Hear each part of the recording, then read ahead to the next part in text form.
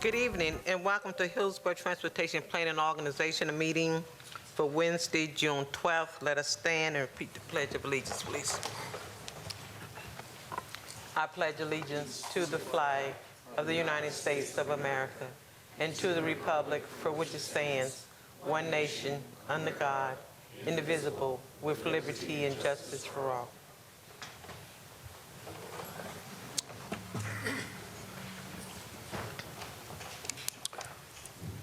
Roll call, please. Commissioner Myers? Here. Mayor Ross? Here. Commissioner Wastel? Commissioner Cohen? Commissioner Kemp? Councilmember Clendenin? Here. Councilmember Hurtak? Councilmember Maniscalco? Here. Mayor Kilton? Here. School Board Member Rendon? Here. Charles Klug? Gina Dew? Here. Bob Fry? Here. Justin Willits? Here. Planning Commissioner Joseph? Here. We do have an in-person quorum. Thank you. Have approval of the minutes for May 8th. Second. We have a motion to approve the minutes. All in favor of the motion, say aye. Aye. Any opposers? That motion is carried. Going right into public comments. We have 5 speakers. Our first speaker, virtual, Daniel Adams. Good evening. Daniel Adams. Daniel Adams has not joined the meeting. Okay. Michael Lewis. Michael Lewis.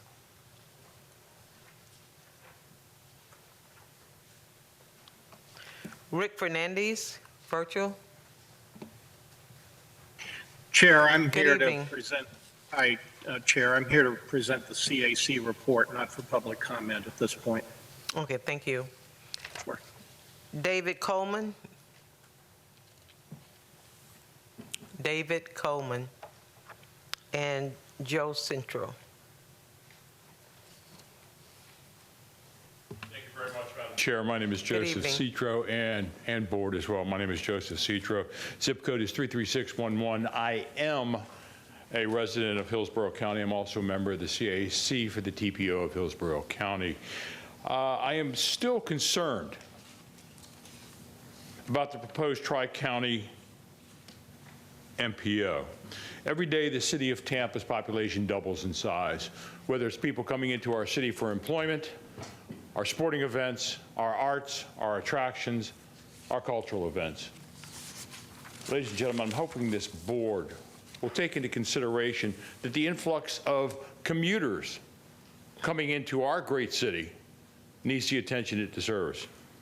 And I feel that the proposed Tri-County MPO, TPO, will leave cities like Tampa, Plant City, and Temple Terrace almost forgotten. I urge you to not go for the Tri-County MPO and keep all transportation for the city of Tampa and Hillsborough County locally controlled. I also feel it's time for this board to start saying, let's make a deal. FDOT wants a mile of highway, give us a mile of rail. FDOT wants a road widened, let's extend our streetcar. I hope this board takes into consideration the city of Tampa's needs and the greater needs of Hillsborough County. Thank you, Madam Chair and board members. Thank you. Can we move right into our consent agenda? Have a motion? Second. We have a motion and a second to approve the consent agenda. All in favor of the motion, say aye. Aye. Any opposers? That motion is carried. Committee, I'm sorry, let's go back to Rick Fernandez under committee reports. I'm still here. Hello, Chair. Okay, good evening. We'll Hi, hear from how you are you now. all? Thank you. Appreciate the courtesy and good evening to the board. My name's Rick Fernandez. I am chair of your CAC, and I'm getting some reverberation for some reason.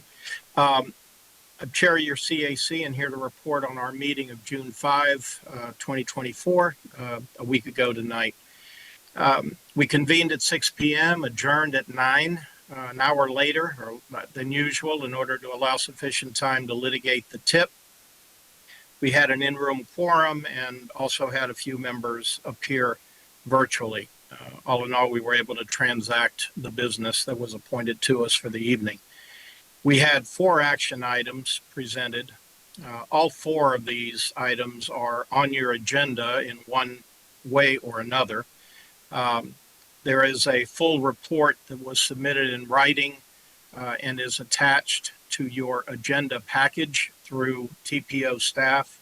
I incorporate that written document by reference. I don't intend to read it all. I will provide you a summary, recognizing that you have a bit longer agenda tonight than usual. The first action item was the tip. We started right out of the gate with the biggest item of the evening.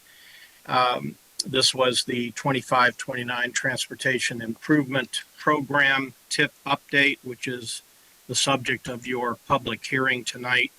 Our presentation was by Wade Reynolds, who I believe will also be gracing your podium this evening. It included a general overview of the tip, new projects, and review of tables 1, 2, and 3.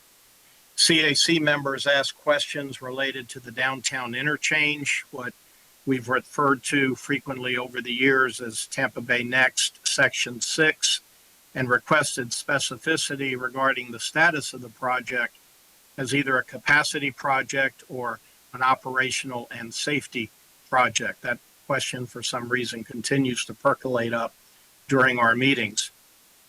Other CAC member inquiries focused on the Selman Connector projects listed in Table 3.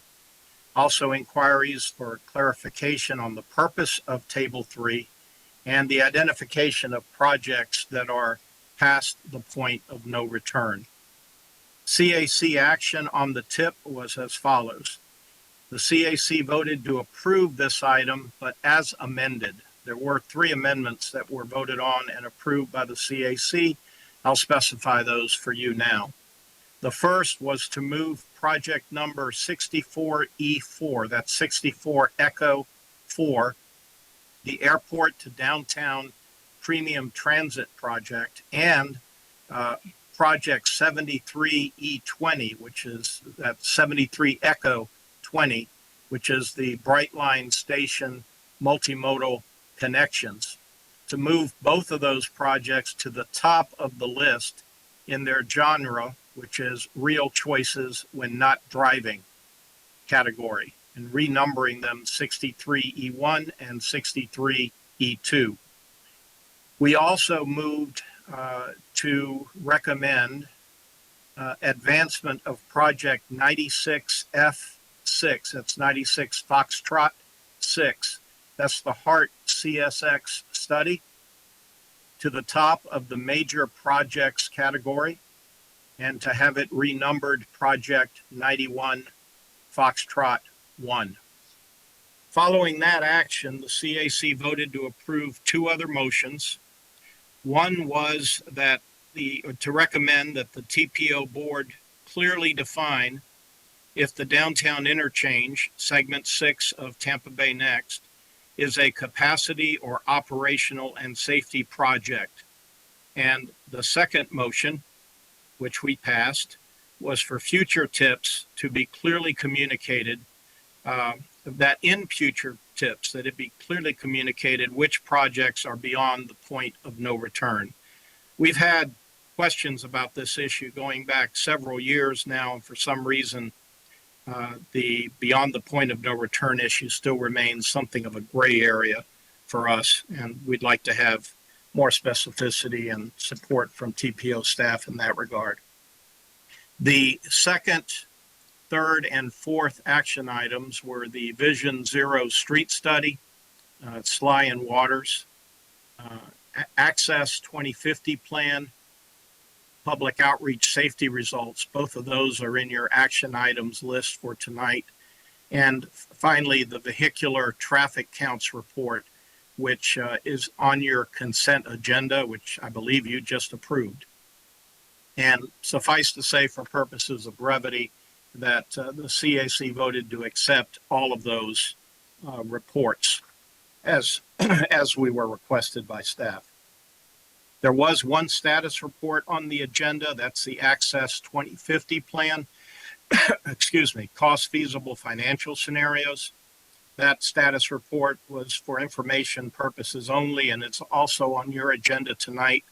We did not reach it during our meeting because of time constraints. However, we have scheduled a virtual CAC meeting, now scheduled for June 25th at noon, to be briefed on that topic and bring us up to speed. Again, in the interest of brevity, I'll leave it there. If there are any questions, I'll be happy to submit to them. Otherwise, respectfully submitted. And thank you.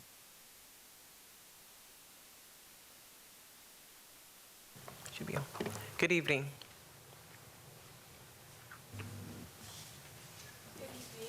McGee, TPO staff.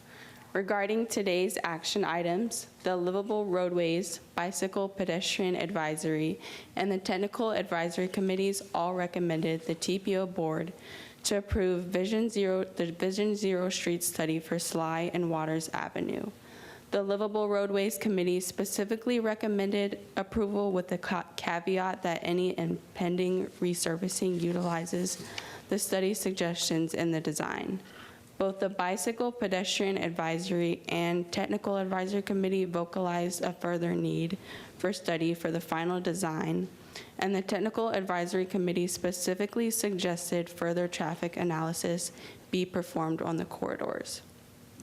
The Access 2050 Plan public outreach survey results were also recommended to the TPO board for approval by the Livable Roadways, Bicycle Pedestrian Advisory, and the Technical Advisory Committees. Members of the Technical Advisory Committee inquired about how staff engage the harder to reach communities. TPO staff explained the various strategies used throughout the outreach campaign, such as partnering with local organizations that serve hard to reach communities, as well as tailored social media advertising. Members of the Technical Advisory Committee also suggested that future surveys give information on the cost of transportation projects, as that could be important information for participants to consider when providing feedback on priorities. It was explained by TPO staff that the cost feasible financial scenarios portion of the Access 2050 plan will help to give community members a deeper understanding of the financial aspects of the prioritization of transportation projects, and that additional opportunities for public feedback will be made available in the second phase of the plan. The Transportation Disadvantaged Coordinating Board will receive the Access 2050 Plan public outreach survey results as a status report on June 28th. We received a comment from Jen Wilson regarding the future land use goals 4 and 6. She expressed her frustration about the overpopulation and difficulty driving due to the full roadways, and feels as though despite her best efforts to provide input, these concerns are not being addressed. On social media, Planning Commission staff responded to her by explaining that the role of the Planning Commission is to serve as a recommending body, and that the Board of County Commissioners holds the authority to make the final decisions. She was encouraged to continue to use her voice and consider signing up to provide public comment to present her feedback to the board. We also received comments from Dave Coleman, who notified staff that he was having some challenges accessing the meetings and recordings. Staff followed up by providing him with instructions on how to ensure his device is compatible with Teams, and shared the link to our YouTube channel that contains all of our meetings and recordings. Regarding the Hillsborough Population Project, Mike LaMarca commented on Facebook asking that the expansion of the urban service area be stopped and that zoning and land use be created to encourage infill closer to the center of the incorporated areas of the county. Staff thanked him for his feedback and assured him that his input would be shared with the planners overseeing the urban service area expansion study. He was also encouraged to sign up for public comment if or when this item goes before the Board of County Commissioners. This concludes my report. Thank you. Okay, we'll move right into our action items. Lisa, good evening. Good evening. Lisa Silva, TPO staff. I'm your Vision Zero coordinator on the TPO team, and so I'm here to present the Vision Zero street study. This one is 2 corridors that were studied that are located in the city of Tampa limits, but are county-owned and maintained. So we have that extra level of complexity, and we had all of the players at the table as part of the stakeholder team. So we had 2 departments of the county, Community Infrastructure and Planning and Public Works, and then a City of Tampa mobility teams. So we have Waters Avenue and Sly Avenues as the 2 high-injury network corridors that were analyzed. Waters is a 1.5-mile corridor from Armenia to Florida Avenue, and then Sly Avenue was Armenia to Nebraska due to their crash concentrations. This was consistent with the Vision Zero action plan with the City of Tampa, the TPO's action plan, Hillsborough County's complete street guidelines were reviewed, and many other technical manuals as we developed the analysis. Here is the sprinkling of the types of crashes. You can see they are along the entire extent of the corridor, and we had 10 fatalities, 246 crashes. We looked at the different modes and types. All of them are represented in along the crash corridor. We went out in the field and checked out the context and the existing conditions. We got a lot of narrow sidewalks, lack of bicycle facilities. Waters enjoys having it designated as a transit stop. They have several transit stops, but very little amenities along the corridor. Only 4 signalized crossings. Sly Avenue is very similar. Both have about 28,000, 28 and a half vehicles per day, high speeds along the corridor. Then because it's county-owned and maintained, they have a 3-tier system, so you can allow for staging and for programming the funding, so it's not an all-or-nothing type of option, so we utilize that approach. Of course, we always seek public input. We had 2 open houses and workshops with the community during the SHREP, collected many of the notes you see displayed here, and we did an online and in-person survey also, checking out the likes, the dislikes, the key values of the community. There were 6 different alternatives evaluated and presented to the community, and they followed their, we evaluated them based on their feedbacks. Everything from leave it alone to widening was explored, a couple of 2-lane options and a 3-lane repurposing. Here's all the criteria that was synthesized from the public input and its evaluation. And you can see how, no option does everything, but the 2 lanes options perform very well with the community's feedback, a bit of 3-lane. And then we also looked at the technical analysis. Is it a complete street? Does it serve all the modes? And does it serve, sense of place? Does it address the crash types along the corridor? Does it provide some of the different modes and abilities and stuff? And does it provide that ability to stage, like I mentioned in the tier? So those 6 alternatives were evaluated both based on the community criteria and then the differentiating factors. The alternative that performed best is the 3-lane, taking the existing 4-lane option to a 3-lane with median crossings, so it wouldn't be like a suicide lane, it would be broken up. You could stage it by doing the restriping and bollards and just doing some signage, and then go back to this would be the tier 3, the whole revisioning of the thing and adding landscaping.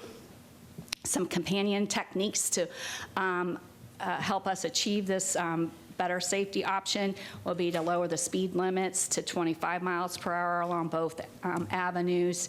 And the study in its full entirety is on our website. And the recommended action is to accept the study of the recommendations. and the analysis that's performed thus far. Any comments? Councilman Maniscalco? Thank you very much, Madam Chair. Thank you for that presentation.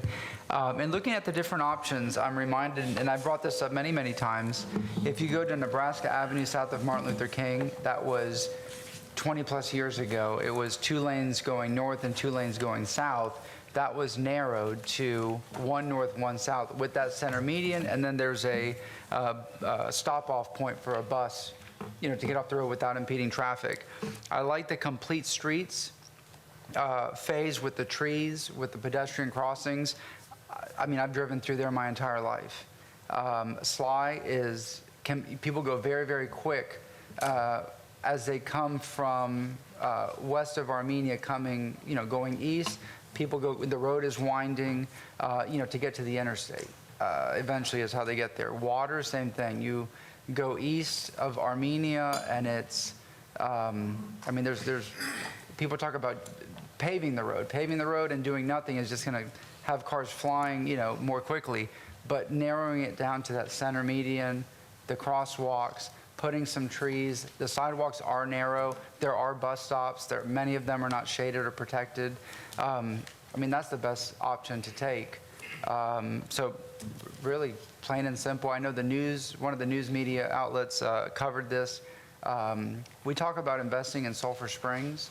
Sulphur Springs, as you connect on waters, I know Florida and Nebraska really are the main roadways, but waters coming in from the west is definitely beneficial, and it's a start in improving those pedestrian areas. So again, thank you. I think that, that 3-lane, meaning 1 east, 1 west with the center median and the trees and the crosswalks are probably my favorite and best option. Thank you. Thank you. Councilman Clendenin? I concur that is the option, but a question with 28,000 vehicles, what does that do to the capacity going to 2 lanes with the landscape median? That is a bit generous for what some best practices recommend. So there will probably be some additional technical analysis to determine if that alternative would succeed best there. So there's been some debate between the departments and staff about that. Yeah, I agree with Councilman Maniscalco, especially as we look at re-envisioning what's happening in Sulphur Springs and both of these roads being important elements to that vision plan. But I definitely don't want to, create a problem that we can't solve by, with the vehicular traffic. So I'd appreciate to look at more information. Thank you, Mayor Ross.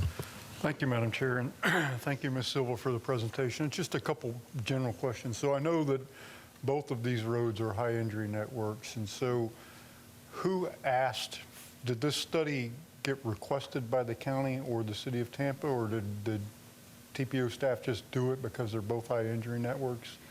This was, your unified work program requests that come forward. The staffs of the city of Tampa presented and requested corridor analysis of their high injury network. The budget allowed for approximately 2 corridors, so we selected these with the stakeholders from a list of like 10 or more. Okay, good. And so the follow-up question is, good report, some good options there. I share some of the concerns, but I really, as a Temple Terrace mayor, I don't think it's any of my business. It's a city of Tampa and county thing. But are there going to be some associated projects coming on to the tip to do this? Is there any money to do this work?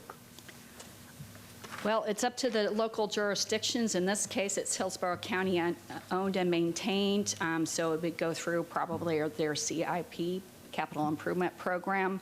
I understand that Waters may be farther along in the advancement of timing for resurfacing, but there's an interlocal agreement. Remember I told you there's extra layers of complexity with these projects. So they have agreements on who determines the design, who pays for the funding, and then they work out the timing of when and which approach is best for them.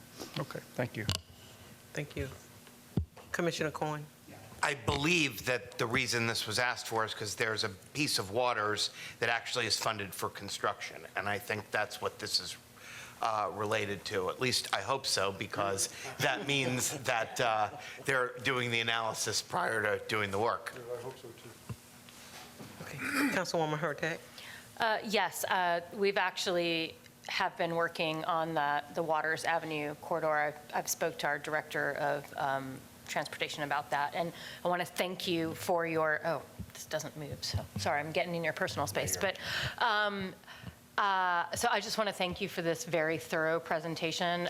It is difficult to figure out what to do, but the big issue is going down Waters, especially, just the amount of people that use that street walking and not on a bike, which is very interesting because that area has a lot of bicyclists and they won't use Waters.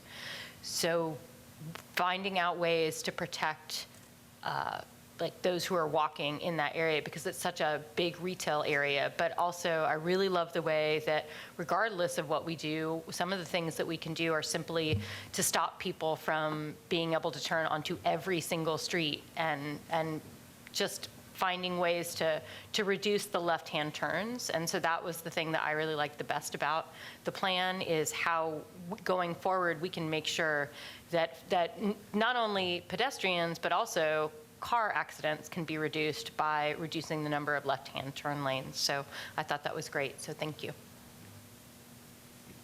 Thank you. Approval? Second. We have a motion and a second. All in favor of the motion say aye. Aye. Any opposes? That motion is carried. Lisa, thank you for the presentation and answering the questions. Okay. Amy?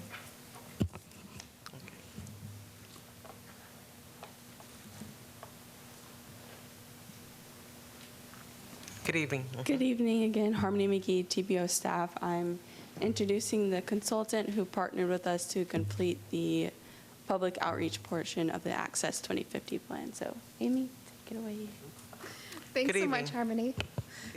Hi, good afternoon. My name is Amy Elmore. I am with EXP, and together with the TPO staff, as well as Atkins Realis, we have created the Access 2050 survey. And I'm very honored today to show you these survey results. So taking you through a survey a little bit, so we asked participants to give us feedback on 3 specific topics. First was their priorities. We asked them to rank their top 5 priorities. And then we asked them to tell us how they would like those priorities to be funded. And last, we asked them to identify or give us feedback on 23 major projects that we identified through an interactive map that were countywide. So we created a strategic engagement plan so that we could really have conversations with the public and begin to spread the word about this survey. We wanted to make sure that we got a significant number of responses, but that we also got a geographic diversity of urban, suburban, and rural areas. So we used a lot of distribution methods within our public engagement strategy, including a logo and branded website, social media campaigns, news releases, and even partner promotional toolkits and other promotional materials. Overall, we attended 45 events. We did 11 different presentations throughout the county. And we also conducted 5 bus ride-alongs where we were able to interact and get feedback from people both at the transit centers and on the buses. So this map here shows you the zip code responses. And you can see the stars also showing where we did some of our presentation, all of our presentations and our community conversations, as well as the bus rides that we did.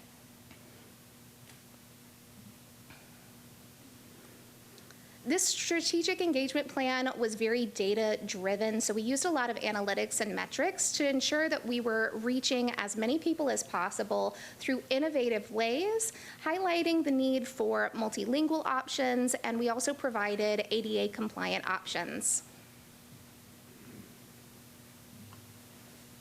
So let's dive into our survey participants. Again, our survey goals were to reach that large number of survey responses with significant geographical countywide distribution. And we also wanted to make sure that we were engaging our hard-to-reach areas. These survey responses we're going to go over are countywide, but there were several district-specific briefings that were provided to some of our board members, and if you'd like more information, we can always give you a more detailed analysis upon request. So overall, we reached over 4,600 survey participants.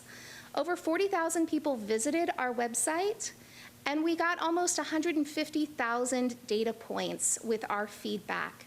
So this was really exciting to see how much passion and energy there was around this survey. We got a lot of different responses, and that was really because we were meeting people where they were to get that conversation going. Here we have a map of our countywide representation of the survey responses. So the residents that did provide their home zip codes, we can see here the orange and blue are the most responses, with the light green and dark green in the least amount of responses. So we got an excellent countywide representation. It's also important to note that a lot of our orange and blue areas were also highly populated areas, so it was expected to see that we would get a little bit more in those areas.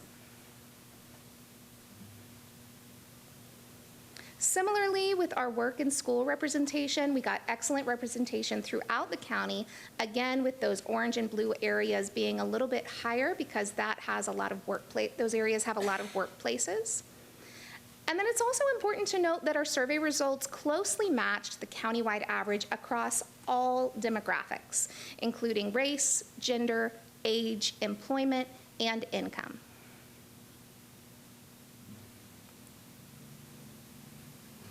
So let's dive here into our survey results and really see what people said.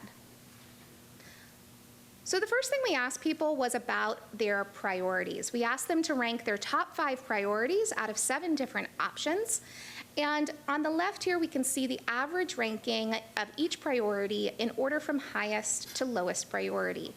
So the very first priority was newer, faster transit. Second, we had reducing traffic jams. Third, maintain, repair roads and bridges. Fourth, extend or add lanes to major roads. Fifth, reduce crashes. 6, improve existing bus service. And 7, build more trails and side paths. And here we can see in more detail some of these results and averages. Again, newer, faster transit was ranked first. Then we had reducing traffic jams. And third was maintaining, repair existing roads and bridges. So after we asked them about their priorities, we then wanted to know how to fund these priorities. How did they want to pay for these? So we asked respondents to give us either approval or disapproval on several different funding options. Participants were also allowed to leave comments both generally about the survey and specific to each funding source. They could also click to view more and learn more about each of the funding source and priorities. So for our community investment tax, we noticed that the highest support was to renew the existing half-cent tax. However, there was marginal support as well for renewing and increasing to 1%, to 1 cent. For our gas tax, the highest support was to maintain the gas tax at 7 cents per gallon. For our transit service property tax, the highest support was to maintain the tax of 50 cents per 1,000 of assessed home value at our current levels.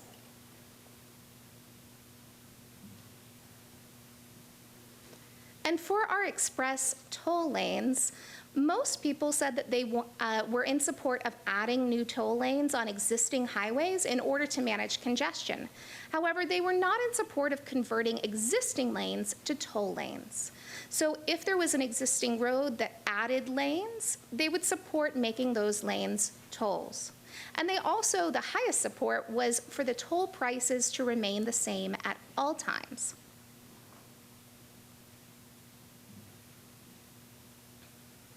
And last, we asked people if they would be in support, if they would be supportive or unsupportive of several other funding sources. Now, 3 of these were not supported, and the electric vehicle fee for charging stations was supported.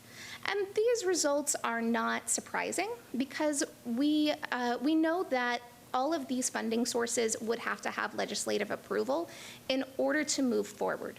So the feasibility of these funding sources within this long-range transportation plan may not be applicable, but this is great information for us to continue the discussions as we move forward.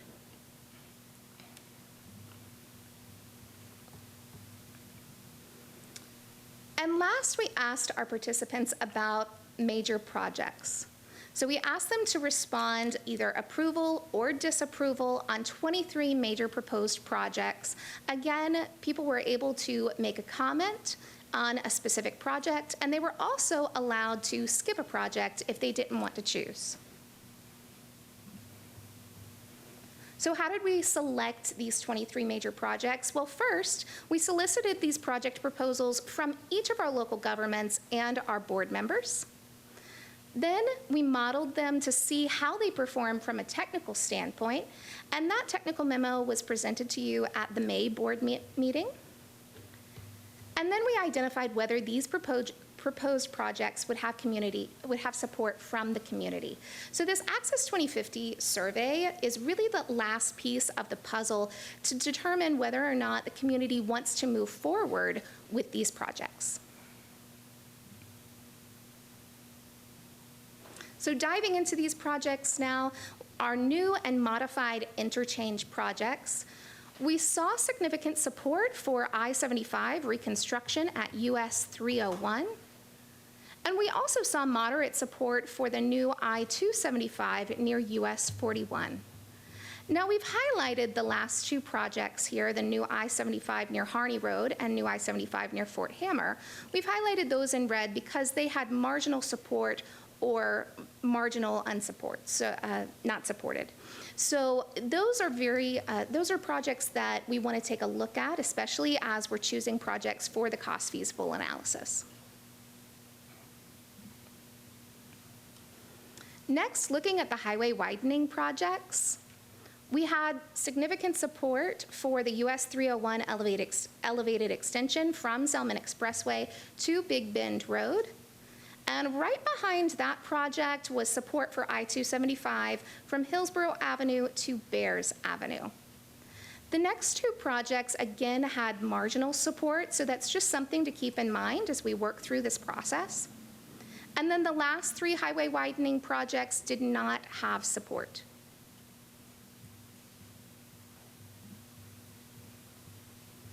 Most all of our elevated and managed lane projects were supported. A very significant support for the I-4 Managed Lanes project, as well as the I-275 Managed Lanes project. But it's important to note that the Suncoast Parkway widening did not have support. In fact, only 1/3 of participants actually voted to support this project. And across the board, transit projects were supported by a significant amount, just telling us that there's a definite need and a want from the community for transit projects. So here's a full list of all of the projects that we proposed and in order of level of support. And I've highlighted the bottom 3 because, again, they have marginal support. So as you're having discussions about the cost feasible analysis, this is just something to consider.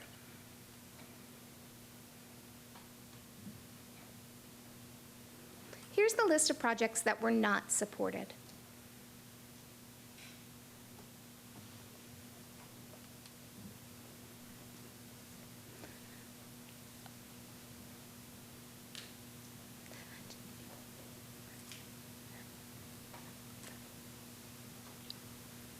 Would you like me to continue with the presentation? you have any questions? Anyone? Oh, I'm so sorry. There were a couple more slides. I think Oh, it went okay, off. go ahead. Okay, sorry about that. So for just a couple more slides, I promise. So for those comments, we did have some consistent comments and trends throughout the survey. Really, a lot of people wanted to be able to get places without needing a car, whether that meant safe biking and walking or supporting transit options. And consistently, we found that people were very supportive of Vision Zero and making sure that we focus on reducing crashes as much as possible. So in May, you received the major projects technical memo, and today you're receiving the public engagement technical memo. From June to August, staff will be developing the cost feasible analysis based on the projects that the board chooses. And then in August, we will open up the cost feasible plan for public comment. Then in October, the long-range transportation plan will go to the board for adoption on October 16th at 6 p.m. at the county center. So today, we recommend that you accept the public engagement technical memo. And as a side note, if you do have any questions or would like further details, especially in some specific areas, Harmony McGee is happy to help at any time, and of course, any of the staff is as well. Questions? Sure. Councilman Maniscalco. Thank you very much. Sorry about that. I saw that comment slide and I said, oh, it's it. That's it. You're good. No worries. So I'm glad to see a couple of things. First, that there was a support there overwhelmingly to support renewing the CIT. We discussed that tomorrow at our CRA/City Council meeting. I think that's going to be make or break looking at the next 30 years because of how it's funded and what it funds. And that leads me into a couple of other things. Projects by level of support. I know you had over 4,600 participants. You had 45 public meetings, or it was a big number there. But it's abundantly clear that the people support transit options, whether it's downtown Tampa to USF or the streetcar extension. Remember, we're in the city, we represent the city of Tampa, city council members. Streetcar is constantly coming up. What people do not support as much is highway widening. And then when I looked at your slide regarding comments, it's please do not. The more you add lanes, the more cars are going to be on the road. We want different options, whether it's reducing crashes, pedestrian and bicycle safety, less cars on the road because we would have other options. With growth, is going to increase the amount of traffic. People want to get places without a car. Transit is so important. I know that we're way behind, but looking at the numbers and the participants here, people want to see different options, whether it's streetcar extension, Metro Rapid, bus rapid transit, whatever it is. But the survey participants were very clear here. Thank you. Thank you. Any other comments? Commissioner Kemp? Yes, and just to respond, the CIT is already been approved for just 15 years. Just because I've been asked that several times. I just wanted to make, yeah. I just wanted to, because several people have brought it up before, so I wanted to make sure that it was clear, the status of it. And the slides went by quickly for members of the audience, and also you didn't call off everything, which I understand why you wouldn't, but it went by so fast. And I was looking at, can you just pull up the projects specifically that weren't supported? I remember once you said like 3. It was really hard to even, it flashed so fast for, and at the end also? Absolutely. It's here on the screen for you. Okay. I-75 near, and that is I-75 north. The Fort Hamer is where exactly? It's the I-75 interchange at Fort Hamer. The exact location is... Commissioner, Fort Hamer is in the very southern portion of Hillsborough County, just north of the Manatee County line. Okay. I think it's good for people to be able to understand that too if they see this or hear about it, because I think a lot of people may not identify that by that. Okay, and US 92 widening 2 to 4 lanes from Park Road to Polk County. It might be helpful if we kind of had a map or something so everyone could see exactly. I I know, it would be really helpful, I think, for everyone to see where exactly these are. The Baum Road widening, is that, how does this, with the tip tonight, it seems like this 39 widening from 2 to 4 lanes, is that part of the tip tonight? Maybe, Mr. Wong. No, Commissioner. There are 2 projects that we tested that are already in the, one is in the tip. The other is for your consideration to add to the tip this evening. The 2 projects that I'm speaking about, one is the I-275 widening from Hillsborough to Bears. Again, that's already in the 2045 adopted LRTP, but back in February 2023, the board asked us to treat it as if it were a new project. And then the second is the Suncoast Parkway widening from Van Dyke to Pasco County line. And that is in the tip tonight for design funding. Okay, so, and has that been in the tip for a while? Suncoast Parkway, no, it hasn't. This is the first appearance in the tip for that project. And through what method did that make it? Was that submitted by Hillsborough County, or what was that? How does that come to the tip? How it made its way into the tip is the Turnpike Work Program is a part of the FDOT Work Program. The DOT Work Program is one of the elements that needs to be approved through the tip mechanism, and so it's nestled within 2 work programs.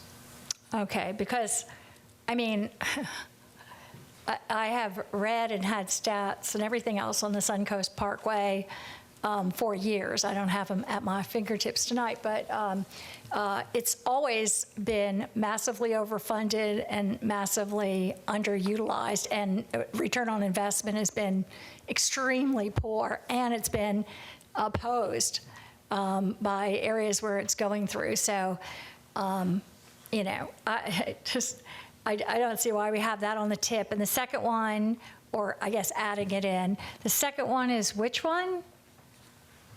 The widening of I-275 from Hillsborough to Bears. Right, and was that listed on the projects as being next to 41 or something, instead of from Hillsborough to Bears when it was mentioned in here? It's I-275 from Hillsborough Avenue to Bears Avenue. Oh, it does say that. Okay, I saw something else that said I-275 next to 41, and I was like, what is that exactly? There was a new I-275 interchange on next to near US 41, so that was a separate project. Okay, and US 41, like up north or something, like US 41 runs so along, you know, I-275, so I didn't know where that is. Where is that? Just curiously. Is it? The concept for that interchange project would be at the interchange of 275 and 41. That would be just north of Bears. Okay, so another interchange north of Bears. Yes, up there. Okay. And I will just mention too, we do have maps that we can show you. We didn't show you today just for brevity's sake, but we do have those maps. The public also had an interactive map where they could go and learn more about the projects and that sort of thing so that they could make an informed decision. But at any time, if you'd like more information or those maps, we're happy to get those to you as well. Okay. Okay, thank you. Thank you, Commissioner Watson. Thank you, Madam Chair. I'm sorry, could you say your name for me again? Amy Elmore. Amy, thanks, Amy. Would you fair to say that we have a lot of different diverging types of communities in Hillsborough County, pretty dynamic in types of really urban, really rural, some suburban, some in between suburban and rural in some of our far out incorporated cities. Is that a pretty fair statement? Well, you know, taking my consultant hat off and just being a resident here, one of the things I love about Hillsborough is that you have those 3 options to be able to, you know, those lifestyle choices that you can really choose, either the urban, suburban, and rural areas. Absolutely. Because, you know, I appreciate that you had to be really, the comments page was mentioned, but it's 5 comments for 1.55 to 1.6 million people. So that really doesn't give a good overview. And to take one of them saying that they don't need more lanes and cars, but if you look on the other side of the quotes, it specifically says major roads need to grow with the amount of traffic. So it's those two contradict one another because there are a lot of different types of communities. The fact of the matter is that by far the mass percent of the population is never going to leave their car. I couldn't imagine a train full of Cowboys hat from Plant City. I think the last time that probably happened was when there were Cowboys walking around everywhere. So I just wanted to bring that to light. On your responses that you received, and great job on getting this amount of responses, how much money did we spend for them to do this survey? Do you know? Amy, do you recall what the project budget was for this? I can't recall off the top of my head. For this phase, Yes, somewhere around 45. 45,000. Yeah, I know of one thing that happened in the county before I was elected.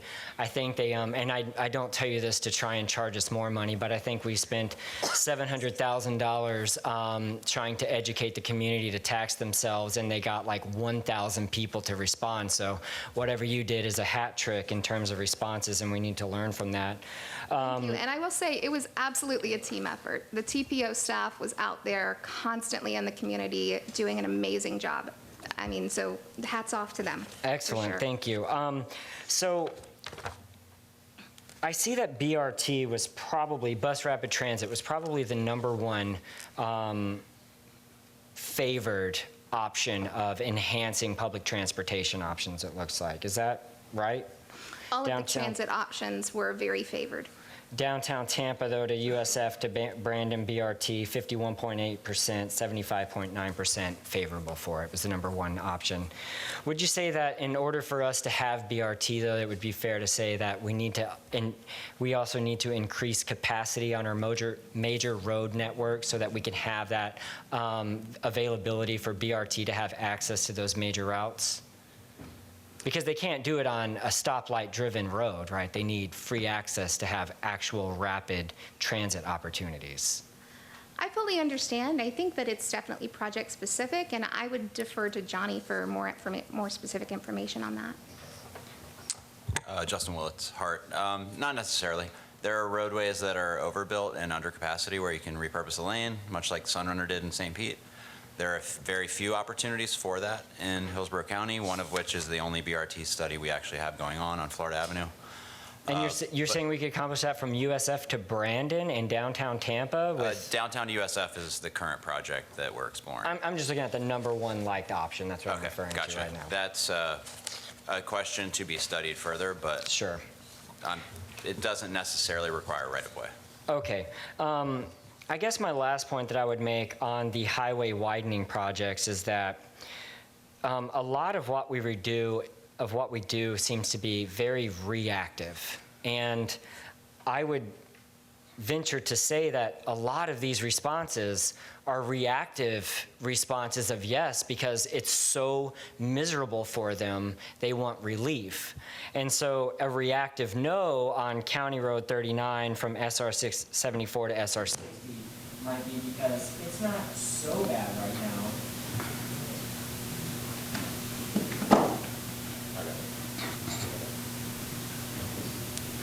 It's dead. I guess because it wasn't so bad right now, so it's this one's less important because this is where we're really feeling the pain. And I want to make that observation that I do understand that those areas might not be bad now, but if we wait until they are bad to do something about it, it's just going to be unreasonable for the working parties to gain the right of way and put that infrastructure in if there's already development there. So I will yield and just want to make those few points that came away from the study. So thank you. Thank you so much, Commissioner Wastel. And I just want to also mention that if you are interested in diving more into the comments that were specifically made in this survey, in the summary that we are presenting for you to accept today, there is a summary of the comments. You can also see all of the comments as well. So the 5 that we chose, the reason that we chose it is because those were some of the most popular sentiments that we wanted to bring to light out of the respondents, but of course, you can always dive deeper into those.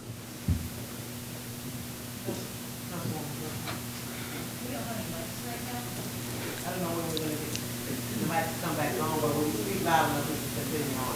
Well, but we can't because people from home can't hear this, and it's being recorded and there are transcripts, so.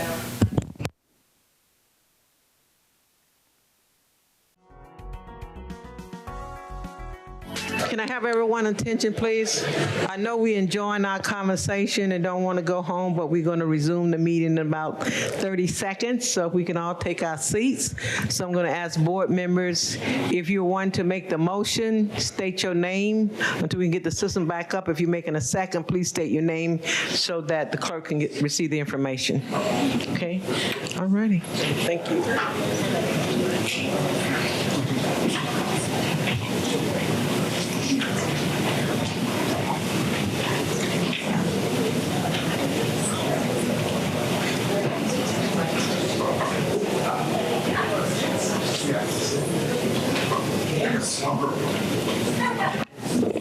Okay, so we're going to resume the meeting, and we left off with Councilwoman Hurtak.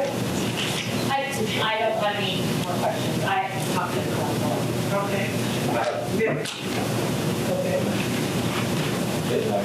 Bishop Gibb, you got us over too? Okay, good. All right. I do have a question. Very good, Madam Chair. So one of the projects that was in the list that was unfavorable was the widening of Highway 92 from Park Road to County Line Road.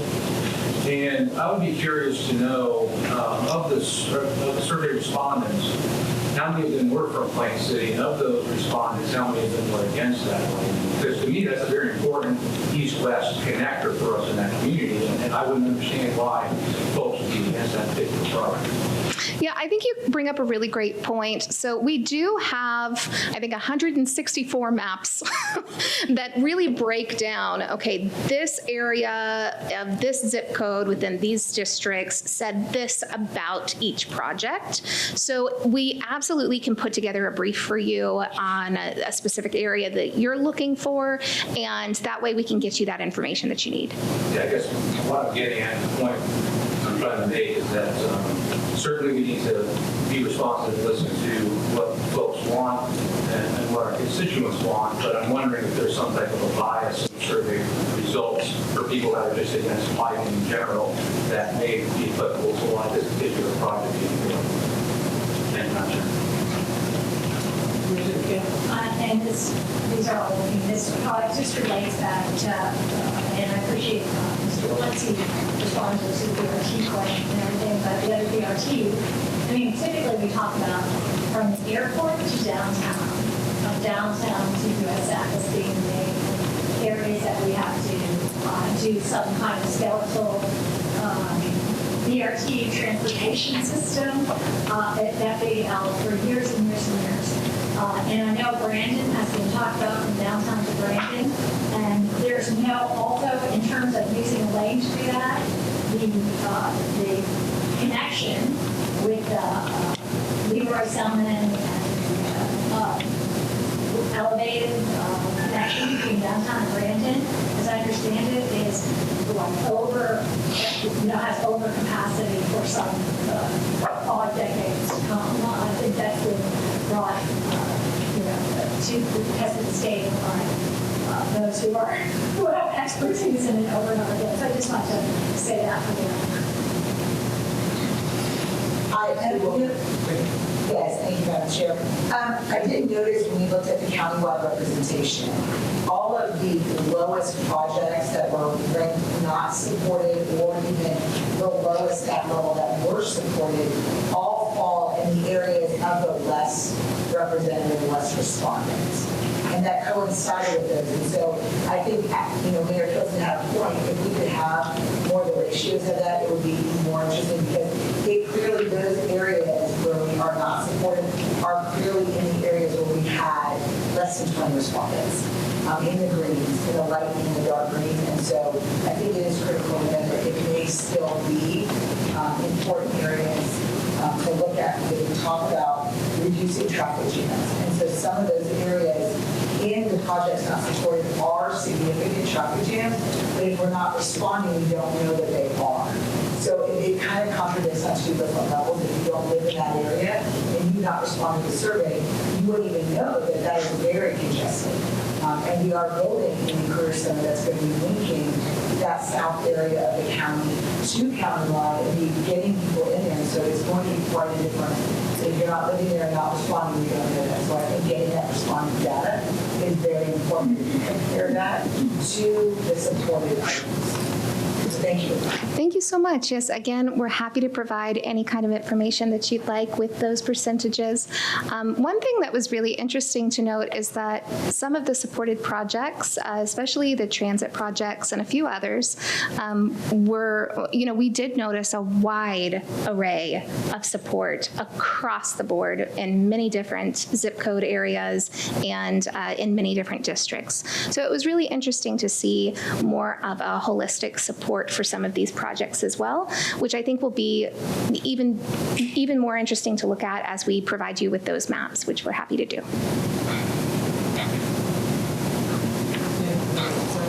Move to approve. State your name, please. Maniscalco. All in favor of the motion say aye. Aye. Any opposed? That motion is carried. Thank you so much for answering questions. My pleasure. Thank you so much.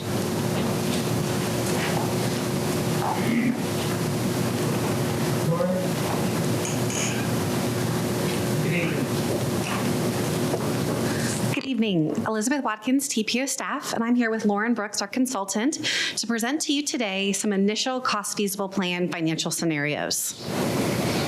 So I'll hit the highlights of why we do this, how we did it, and then Lauren will run through the numbers and the scenarios. So as you all know, the long-range transportation plan is federally required to set the vision for transportation over the next 20 years. It's a long planning horizon and part of the reason why we are required to update it every 5 years. It helps guide federal dollars for transportation improvements, and in particular, we're required by federal law to individually list those major projects. So your highway projects, your fixed guideway transit, those must be specifically outlined and be cost feasible. Beyond regulatory purposes, it does provide an advantage for jurisdictions who are seeking discretionary grants to show, hey, this project is in the plan, it has demonstrated community support. So what exactly is the cost feasible plan? Well, in a nutshell, it shows what we think we can afford, which transportation projects and transportation programs we can afford over that 20-year period to the year 2050. So over the past 6 months, different needs assessments have come before the board showing different levels of performance in all aspects of our transportation system, and safety and signalization and bus service, all the different aspects. Additionally, there was a revenue forecast provided that outlined the different funding programs, what those fund programs could, what types of projects they could fund, and that amount.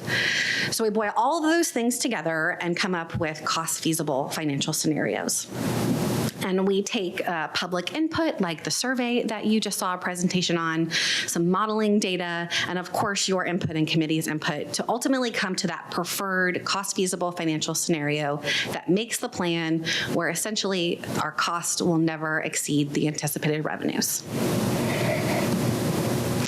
And just as a reminder, on the TPO, we have 5 different project categories: good repair and resilience, taking care of the infrastructure we already have, Vision Zero, sidewalks, complete streets, safety projects, smart cities for intersection improvements, signalization, real choices when not driving, expansion of local bus service, transportation demand, disadvantaged service, and trails and greenways.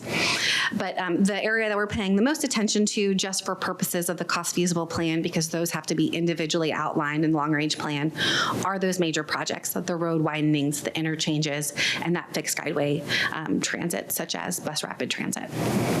So now I'll hand it over to Lauren to go over the revenue.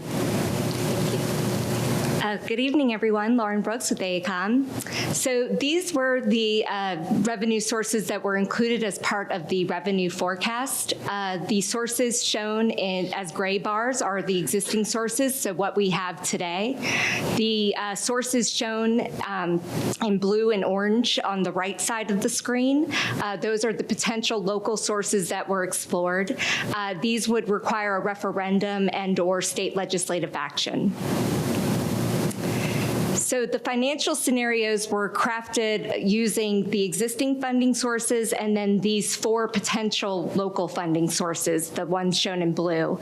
These included the renewals of the community investment tax, the 9-cent fuel tax, the first local option fuel tax, and then the enactment of the 5-cent second local option fuel tax. So, of course, not all projects can be funded by all available revenues. Each revenue source has certain rules and regulations, so therefore we are constrained by revenue sources when we go to look at what projects can be funded potentially. So these are the types of projects that can be funded by the existing revenue sources. So again, those sources shown as gray bars in the previous slide. And these are the types of projects that can be funded by those potential funding or local sources, the sources shown as blue. Again, this is based on policy as it is today. Of course, this could all change with any new or updated policy direction. So this is a snapshot of how we are allocating our funding countywide across the various transportation project categories. This is a snapshot of today, how we're spending today. FDOT has the largest pot of funds, so therefore the major projects piece of the pie is quite bigger. Of course, these projects include improvements to the highways and interstates. Local funding is primarily concentrated under the good repair and resilience project category. So really, we're spending locally our money on road resurfacings, bridge maintenance, stormwater and drainage improvements. It's important to note that for the financial scenario exercise, we allocated our existing funding sources based on this pie chart. So this is considered our trend spending pattern, and I'll keep referring back to this, so just keep a mental note of this pie chart. So these are the 3 components of the financial scenario exercise. The needs were established through those needs assessment technical memoranda that came before you last year and earlier this year. Each of the needs assessments established existing or trend needs, what is needed to be able to sustain our transportation system as it is today. So not adding any new transit service, not increasing the frequency in which we're resurfacing roads, and then of course looking at what is needed to achieve our transportation system vision. So those are the performance level needs. The expenditures are, again, think of that pie chart. So what we're doing to address those needs, how we're investing. And then the revenues, of course, are our funds and how we're supporting those investments. So to reiterate, for each of the financial scenarios, again, we allocated the existing funding sources based on that pie chart, based on that trend spending pattern. However, we manipulated the potential funding sources for the different scenarios. So we'll get into this in a minute. The needs assessments, of course, were based on measurable performance outcomes, so hence these performance metrics that were established for each of the project categories. Excuse me. The financial scenarios served as straw men, where we were testing different allocations to see how well we could meet our performance outcomes, hence the performance level needs. So these are the 9 financial scenarios that were explored. We looked at 2 low funding scenarios, so basically not accounting for any potential sources, and then high funding scenarios where we essentially maximize those potential sources and determine how well we were meeting those performance level needs based on the particular project category that we were focused on. So, I'm sorry, and we're going to just focus on the ones that are highlighted. So we can certainly provide you all with the information for the others. It's just for brevity purposes, we're keeping it on these 5. So for the baseline or status quo scenario, again, we looked at how well those existing sources are meeting our existing needs. So the outcome is what you would expect. We are basically balancing our existing needs and investments with our existing revenues. So again, status quo situation. This is the second of the low funding scenarios where, again, we were looking at our existing revenue sources and determining how well we could meet our performance level needs. And again, we allocated these existing sources based on that trend spending pattern, so based on that pie chart. So hopefully we'll have a little fun with this. According to our pain scale, if you will, you can see that we're not doing such a great job in terms of addressing our performance level needs under this particular scenario. So only using existing funds or revenues, we're not able to really achieve our performance levels across the different project categories. We got a lot of frown faces. This is the first of our high-performing or high-funding scenarios where we started to account for those potential sources. And under this particular scenario, we allocated our potential sources similar to our existing sources, where we used our trend spending pattern.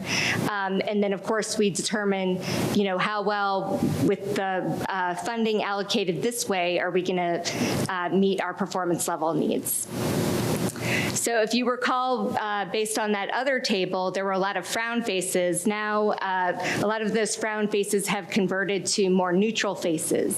So again, this goes to show that by adding those additional sources, allocating based on our trend spending pattern, we were able to better meet our performance level needs across the different project categories.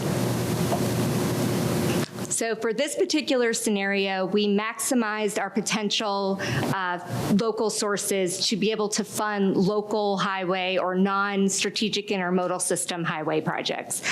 The strategic intermodal system highway projects basically take care of themselves under the Florida Department of Transportation's SIS cost feasible plan. So really we focused on just the local highway projects. Once we allocated or maximized our funding for the local highway projects, we then took any surplus revenues and allocated those to the fixed skyway transit projects, which were the other subcategory under major projects.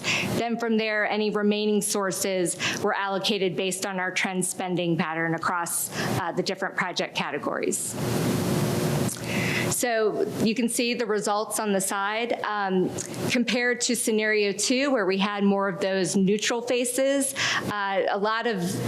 those got converted to frown faces under these particular project categories. However, we actually fared better for the non-SIS highway projects, which makes sense because we're, of course, concentrating our funding on this particular project category.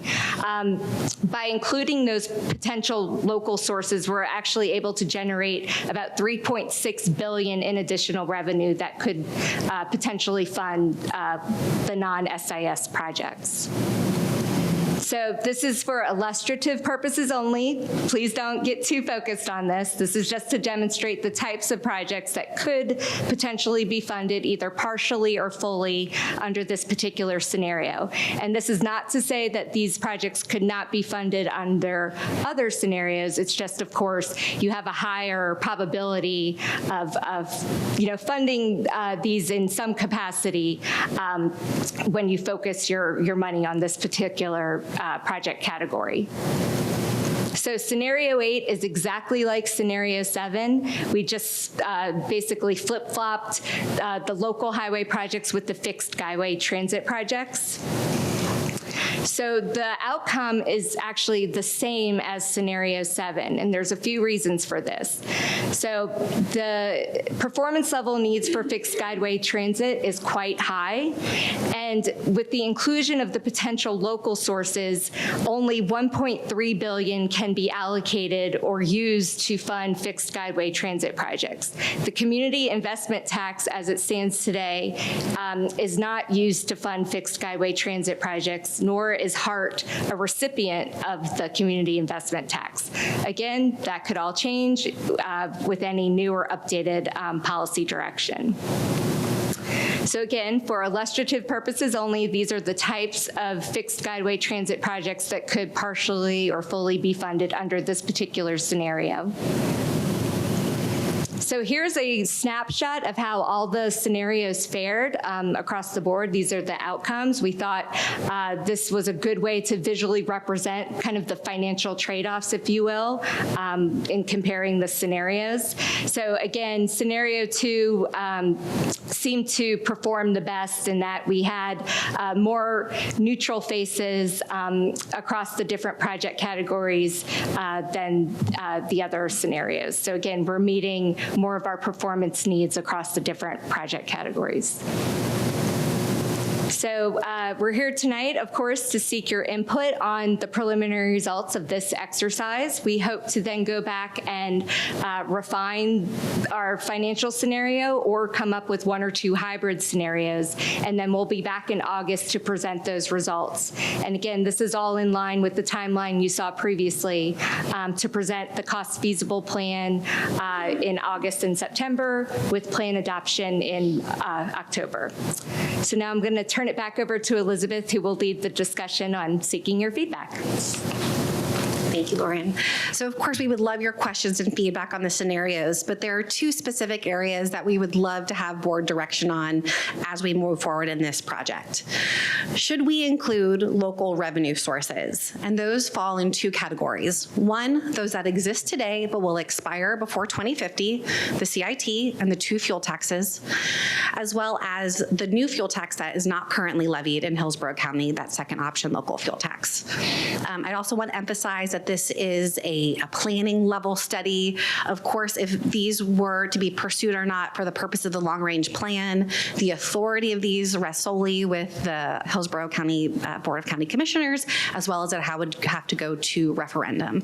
So keeping that all in mind, that this is really for high level planning purposes over the next 20 years. So I'll pause there and we'll answer any questions or would love to hear your comments. You asked for comments. Yes. And so it would be my view that based on where the board is right now, I think you could assume the CIT and the existing fuel tax for the analysis, but I wouldn't include any additional tax in the analysis. And I don't know if my colleagues would. They're shaking their heads yes. So that's pretty much the status quo. And just for the record, you had said that these were subject to referendum, but the fuel tax is not. It's just the county commission vote. My understanding, 2 legislative sessions ago, there was a change made to state statute that requires fuel taxes to go to referendum, but we can triple check that. That's new. Well, 27 counties, I guess, all across passed it, including all the counties surrounding us without that. So, okay, thank you.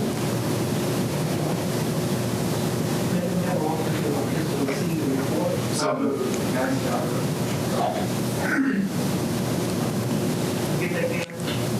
favor of the motion, say aye. Aye. Any opposed? Motion is carried. Move back into the public hearing. Wait.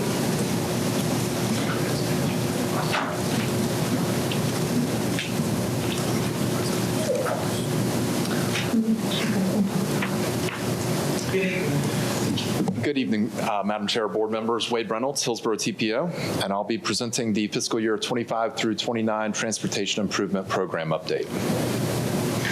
So a little information to decode the tip first.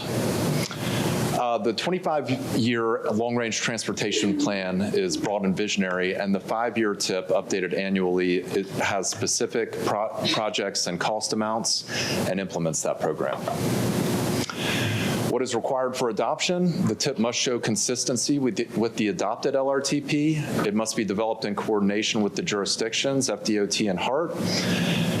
It must include regionally significant projects, highway and transit projects to be funded by FHWA or FTA.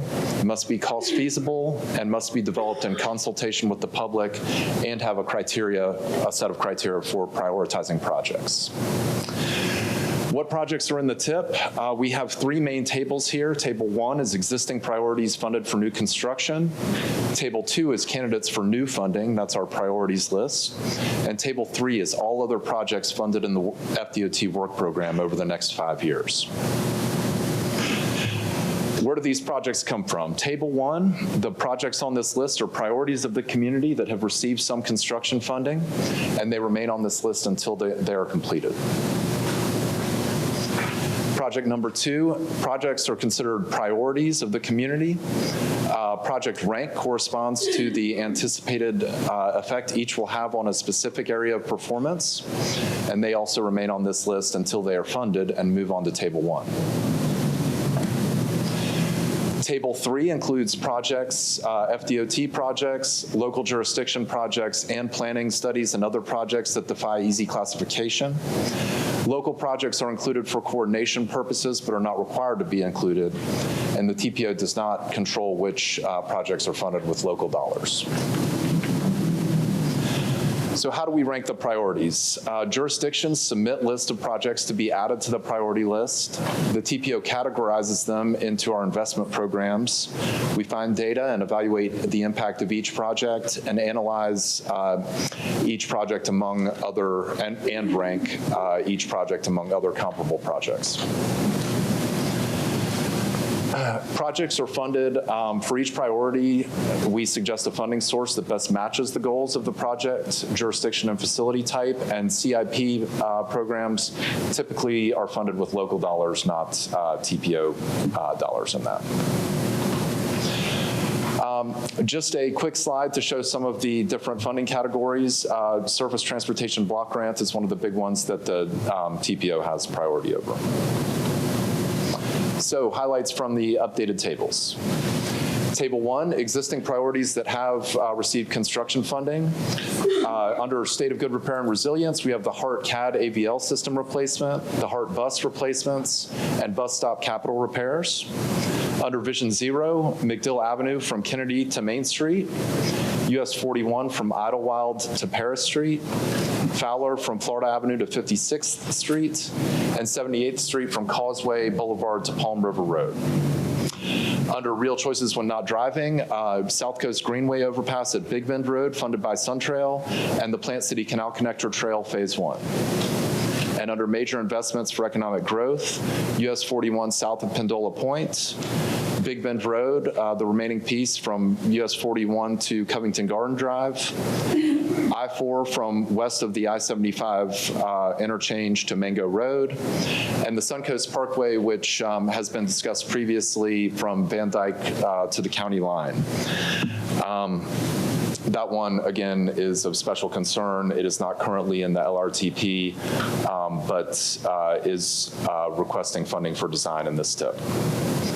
This might, and could also, this vote could be seen as a proxy vote for how that might be considered in the LRTP.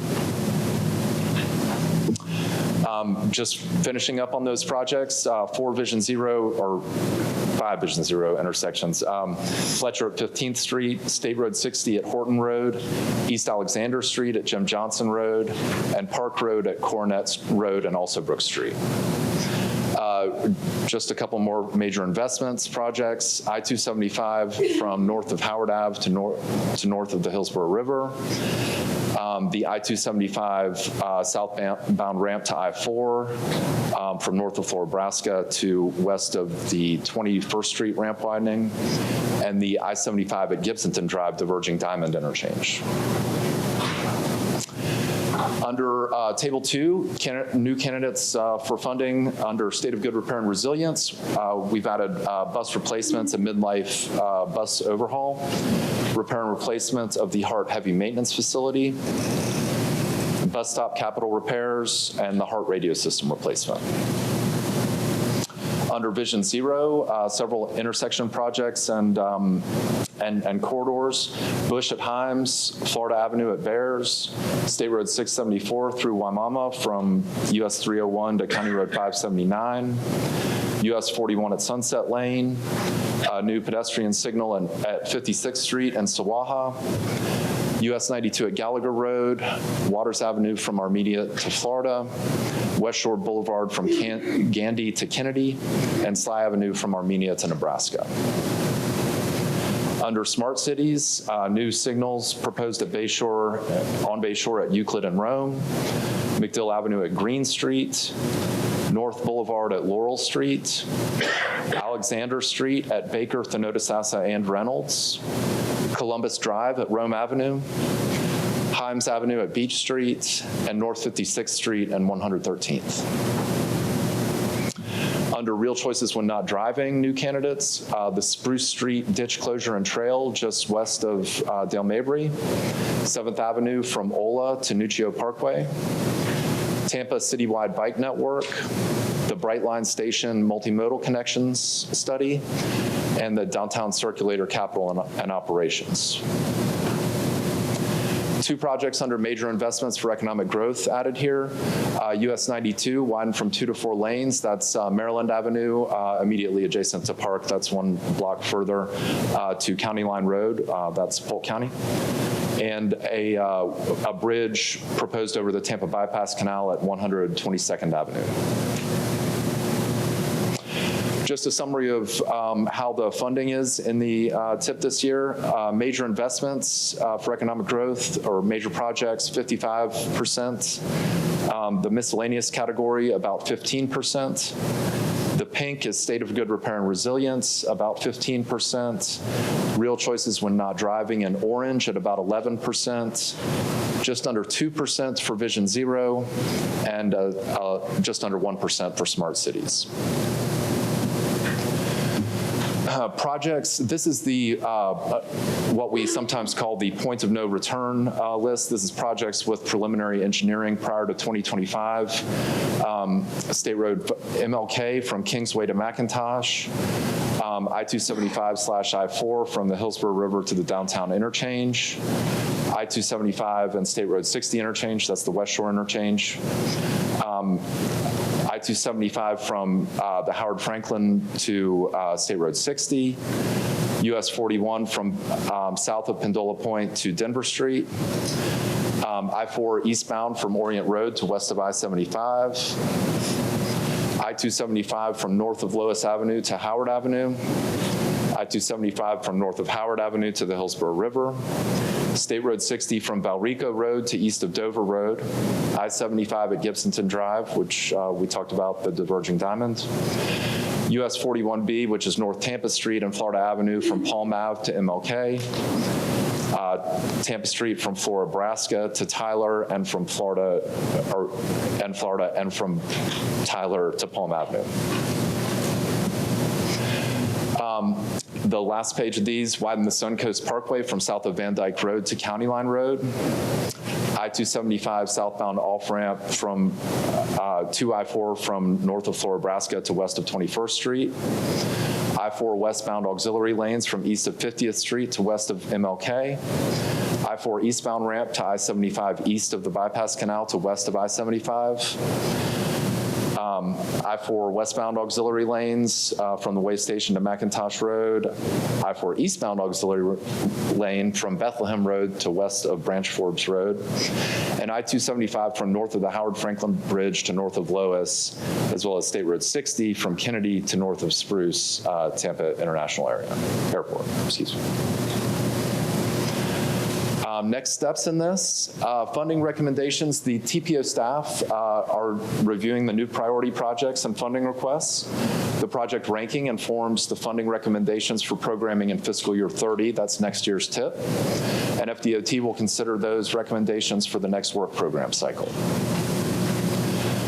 A few milestones. On May 12th, this draft was made available to the public for a 30-day review. In May through June, the draft TIP and priority list has been presented to committees for approval. At the end of May, public notices published in newspapers, about over 6,000 flyers were mailed to affected areas, and we posted over 60 roadside signs, and we have undertaken compliance checks prior to submitting this to FDOT. For the presentation schedule, Livable Roadways Committee recommended approval and additionally recommended that safety projects receive a higher priority in the TIP in future years. BPAC and TAC approved as is, or recommended approval as is. The CAC had a recommendation of approval with with 4 priority changes to Table 2. Shifting the street core and airport to downtown transit up to the top of that category, shifting priority number 7 also to the top of that category, number 70 rather, that's the Brightline Station multimodal connections. All of those would end up basically tied at 63. And shift priority number 96, the HART CSX study, to number 91, which is the top position of that category. And here we are tonight, June 12th, TPO public hearing. So the recommended action is to approve the TIP update for fiscal years 24 and 25 through 28 and 29, and approve the TIP priority list, that's Table 2. And I'd be happy to answer any questions you may have.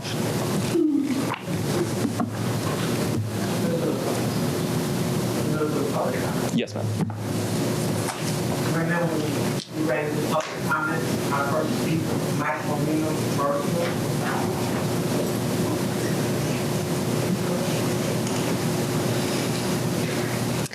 Good evening, Chair and board members. I'm Michael Marino. I'm the Executive Director of West Shore Alliance. We've submitted a letter to you, so I won't go through it, but I want to add something about the slides you were just seeing. West Shore Boulevard is listed as a Vision Zero project. That moved up in your order for candidates. It was 31st, now it's 12th. One of the new candidates you'll have is the Spruce Street Ditch Project. I bring those two up because even though one is in a large commercial corridor, the other is really through a residential section, they're both going to have an economic impact. In one case, it's office buildings that are going to benefit. Class A buildings need Class A roads.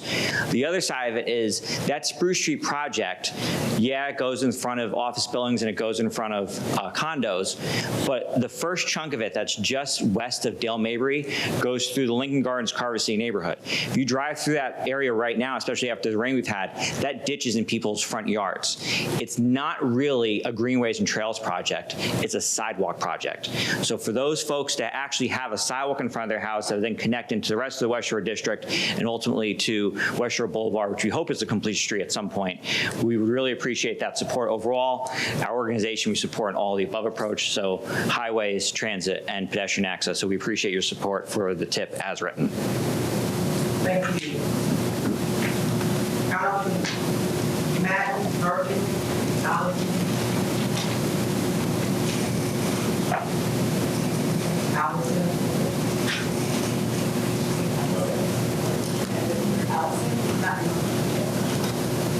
Tiana Morales, in person.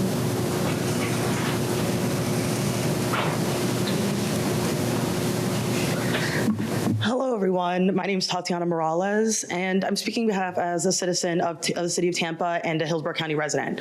When you're making these decisions about how we invest our transportation dollars and why people advocate for things like Vision Zero and real options for not driving is because people get around in a myriad of ways. I bike everywhere. I actually bike to this meeting, and I rarely use my car.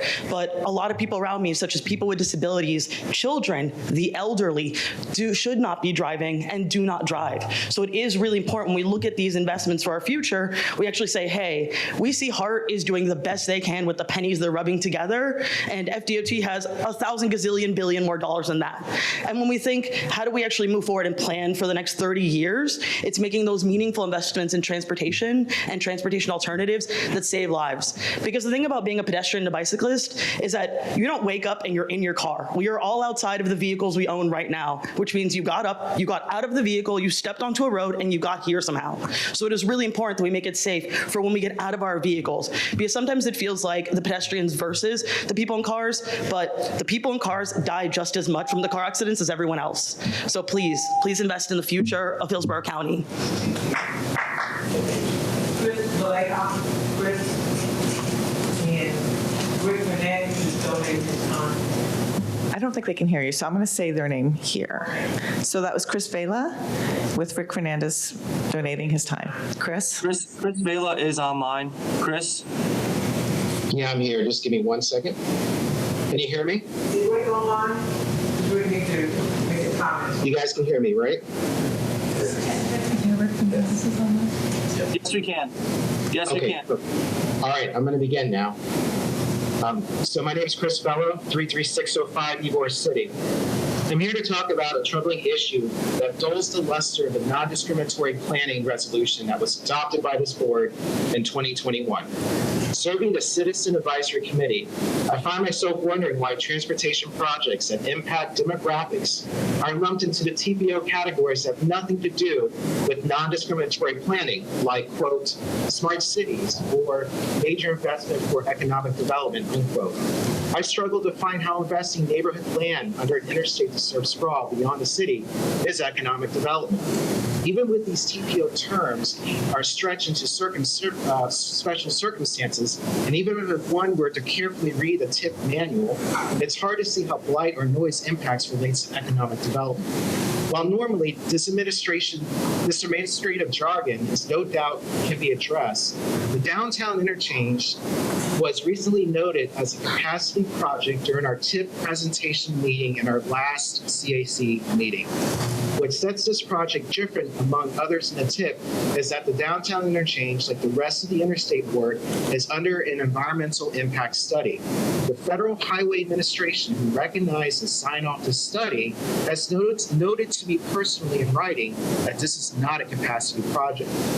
Most people are unaware that Hillsborough County already meets the EPA attainment for air quality. Generally, public sector projects like interstate work sails through the Clean Air Act, especially if it isn't a capacity project. Like air quality, even noise issues don't matter as much if they are not from a capacity project. Even with a battered history of social economic discrimination with interstate plan from 1957, in my neighborhood, can now easily have more cars run through it, for as long as the new version of the interchange is not a capacity project. Under the EPA attainment, smaller air quality issues like brake dust and rubber particulates from cars zooming along a wider road project are not considered, despite all these things cause cancer or create damaging nitrogen oxide under our sun. Additionally, air and sound quality measurements don't necessarily need to be FDOT's concerns either. They are not required to do anything beyond the Clean Air Act or under a limited impact study. Today in the U.S., carbon isn't measured along major highways, despite we're spending billions of dollars in the market trying to offset that with EVs or with bicycles. The truth is, we really don't know how damaging projects that add lanes are, like the downtown interchange, because the feds don't view it as a capacity project. In some cases, in the documents included in the TIP, this TPO has still referred this project as a capacity project. If the TPO were to come to a final agreement that this is a capacity project, we may be able to find more opportunities for further mitigation, even now in the construction phase, by challenging the Federal Highway Administration's determination. Over the years, the TPO's label on this project was never clear. Even studying the interstate system since 2009, I struggled to find why the TPO never decided the downtown interchange is a capacity project.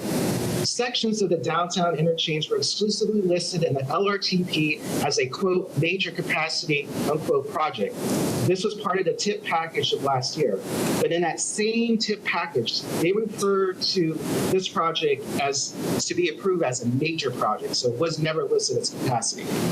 Since 2015, the TPO has facilitated hand-in-hand with FDOT to host public meetings required by the environmental impact study for the downtown interchange. It is reasonably to assume that this project type was pitched as either, quote, an operational safety improvement, a major project, a major capacity project, unquote, or perhaps some other project type. Today, I urge the TPO to ask why the downtown interchange was not ultimately referred to as a major capacity project when in the LRTP listed as one. I also urge the TPO to reconsider the downtown interchange project to be referred to as a major capacity project in this TIP. Finally, I'm asking the TPO to create a project category of discriminatory concerns that reflects the non-discriminatory planning resolution that was adopted by this board in 2021. Under TB Next, the downtown interchange isn't a project to simply brush off. The current board members who either motioned or previously voted to support the downtown interchange have no idea the level of poor air quality or noise issues this project may cause. None of us do. This is why we need to redefine the project as a capacity project where we can find more opportunities for greater bandwidth, precise environmental and socioeconomic study. Thank you. Thank you. Allison Madden. I'm sorry, can you say it to Allison? Yeah, Allison. Last, Maddie? Madden. Madden. Allison, are you online? Allison Madden. Allison did not join the meeting. Alexis Thompson. Alexis Thompson? No, Alice, I'm sorry. Sorry, Alex Thompson? Oh, sorry. Hello. I wanted to come up here mostly to talk about my thoughts on the transit improvement plan, partly on the prioritization. One thing I noticed that was addressed a lot in this improvement plan was that a lot of the transit improvements were slated to be raised to be the top of the major improvements category. But my main worry is that a lot of them, especially the USF to downtown and the downtown to airport connections, will be watered down via BRT. I don't necessarily think they should be BRT, more of a heavy rail or a metro type system that would allow for a lot more future proofing in that sense, so that they could better serve the community and best serve the rapid transit, because the buses don't necessarily provide the capacity needed, as well as they don't necessarily provide the frequency or the reliability. So upgrading those visions more to be rapid transit oriented would far better suit the city. Another important thing too would be to look at, especially as the CSX corridors, particularly going up to Brooksville and particularly going down into South Tampa. A lot of those industries aren't as prevalent as they used to be. So these corridors are far less used than they used to be, which means, number one, we could provide or run service relatively easily compared to, say, building an entirely new right-of-way, as well as it would reduce the conflicts with freight traffic, because keeping freight on the rails is still incredibly important. I-75 is an incredibly congested freight corridor, and as such, a lot of it should probably be moved to rail and stay on rail for the amount that comes in via that way. So as such, considering that there's a possibility that the 54 and 41 intersection will be grade separated, there is a likelihood that that intersection may cut into the rail right-of-way a little bit. On top of that, at least in that point of view, which isn't necessarily perspective to this, but the Tibbetts that's right there is planning on redeveloping, and as such, they could also threaten that right-of-way. I think it's very important to ensure that that right-of-way is preserved, because it's going to be incredibly difficult, if not impossible, to get it back. Also, too, when building new road expansions, especially seeing the 301 connection, I think it would be best to ensure that they can be future-proofed so that they can hopefully be converted to rapid transit in the future. And not just bus rapid transit or express buses, but hopefully proper rail that can serve the high capacity that this area hopefully will see with our residents. So yeah. I yield the rest of my time. Thank you.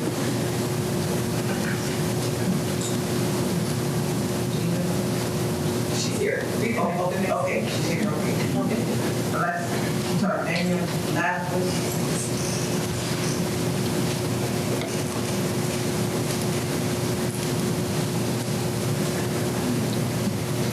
Good evening. My name is Dana Lazarus, zip code 33605. I have a master's in urban and regional planning and a graduate certificate in sustainable transportation from USF Tampa. And as of last year, I am AICP certified. I'm also on your Citizens Advisory Committee, and I have been on and off since 2016. I've also been coming to these TIP hearings since 2016. In this time, not only have I leveled up my research and technical knowledge to better inform, I've also ridden the bus, taken Amtrak to Lakeland and Miami. It's fantastic, and I will say on the way through Plant City, I've absolutely seen cowboys in their hats on the train. And I have biked over 150 miles, according to Strava, both on trails and in bike lanes within the county. I've seen the good, the bad, and the ugly in person. Our bicycle and pedestrian facilities throughout the county need a lot of work to make them safe and functional. They lack connection, protection, and shade. Our bus system needs work. With funding, routes can be better connected, more frequent, have better hours, and be overall more usable. As our friend, community leader Chloe Coney once said to me, you can tell a lot about how much a community cares about its poor by looking at its bus system. That said, we also shouldn't be subsidizing roadways for the for-profit suburban sprawl being blessed by our county commission in South and East County.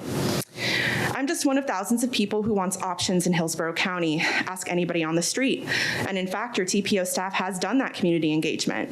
So if you look at our LRTP and many other surveys over the last 10 years, what I've noticed is that there may be differences in opinion over specific projects, but there's always overwhelming support for public transit, including engagement and priorities in the existing adopted LRTP. We just have to prioritize and fund it, and that's what we're here to do tonight. That said, I've conferred with others in my organization, Transit Now Tampa Bay, and these are the top projects we believe should be prioritized. They may or may not be in the tip, but the #1 priority right now really should be stabilizing HART. Get the heavy maintenance facility redone fully funded, and construction started ASAP, that heavy maintenance facility for HART. Gradually restore service that was cut since 2017, including COVID-related cuts, restore the bus fleet back to 2011 levels, and upgrade the 100X, have it cleared at 30-minute intervals, 7 days a week, and create a Clearwater and Largo to Tampa Express bus route. Perhaps FTA funds could be flexed to support a study to expand that 100X route. You cannot continue to expand roadways to move an increasing population. The only way to move more people is to give them more options. With that, I ask this board to please move the transit projects in the TIP to the top of their respective categories on Table 2, and to remove the 2 highway widening projects in the TIP tonight, especially the one from Hillsborough to Bears from Table 2. Thank you. Thank you.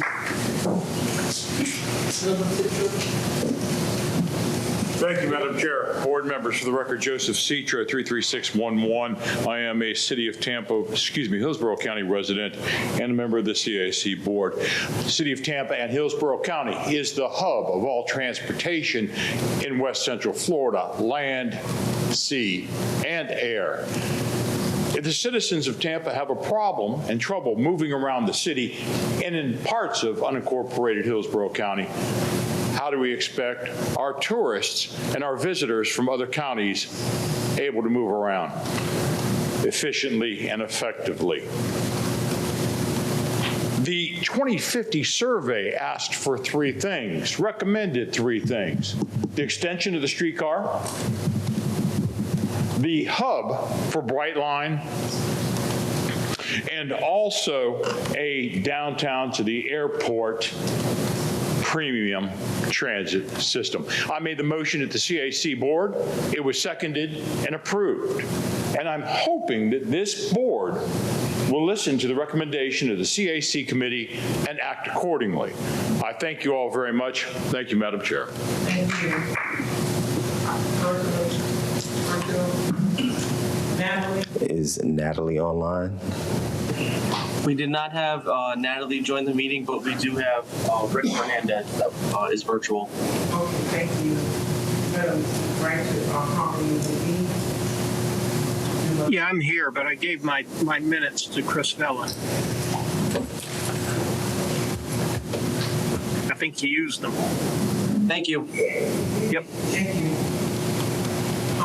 All advance comments that were received through email and social media have already been vocalized by the public speakers that are present, so no additional public comments remain. Thank you. We'll move right into board discussion. Councilman Minnesota. Thank you very much, Madam Chair. So we heard from the CAC regarding recommendations to make some changes that I didn't say it several times, but I know it was to shift the streetcar extension, which is 64, the airport to downtown transit office 64, shifting to 63. And then the next one was the bright light station, multimodal connection. I have here shift rate number 70, but I see here 73. Maybe I'm wrong. But yeah, 73, each 20, to shift that to number 63. And the final one was 96, which is the heart CSX study. Moving on up to 91.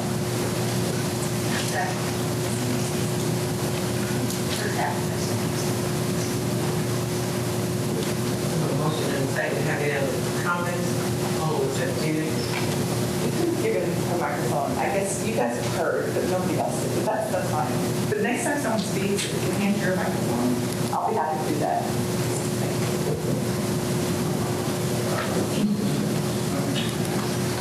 Repeat this one. Sure.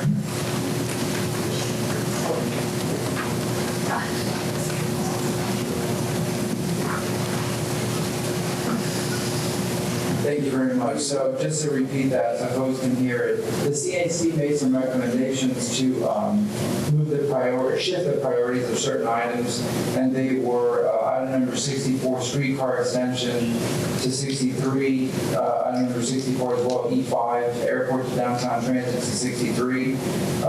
Item number, it says here 70 in our packet, but I see item number 73, which is a bright line station multimodal connections. Shift that to 63, and then item number 96, part CSX study, shift that over to 91. Second.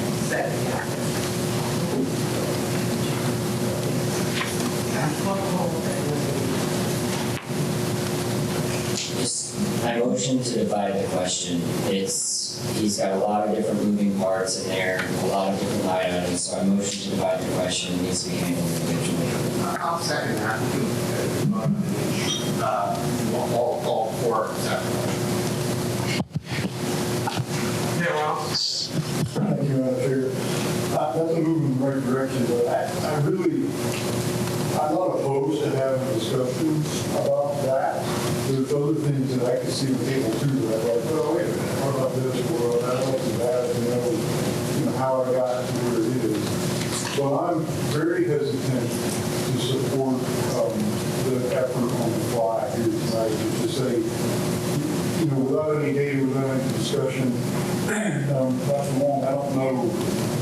It would seem I would be supportive of looking into it, but once we approve this, it doesn't mean the priorities can't change. If we direct you to come back and explain why things are where they are, couldn't we change the priority, make a tip amendment, act subsequent to a presentation on that?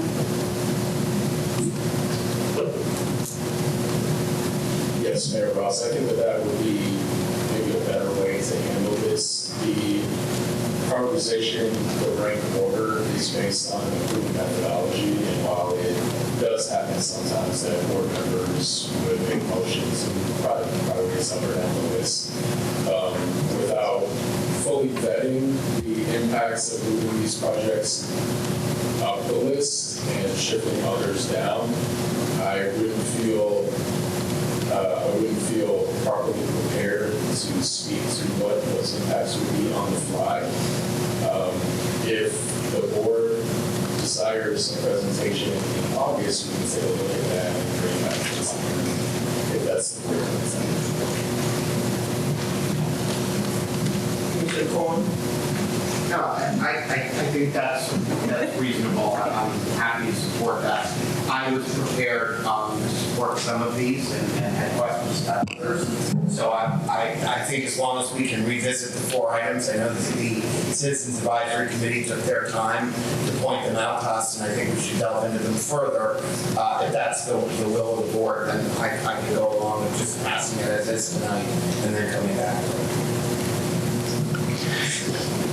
So being the maker of the motion, I will withdraw my motion, but can I make a motion then that at the August meeting, we bring back these 4 for further discussion so the board can ask questions and make any tip amendments, so we have time. It's 60 days, whatever it is, but just to be fair, so it's as transparent as possible. But also that the CAC knows that we're listening to them and we're going to delve into it further. So that would be my motion, that we then pass this, we approve the tip tonight, but at the August meeting, we look at these 4 items and ask any questions and do any further research, just for transparency's sake.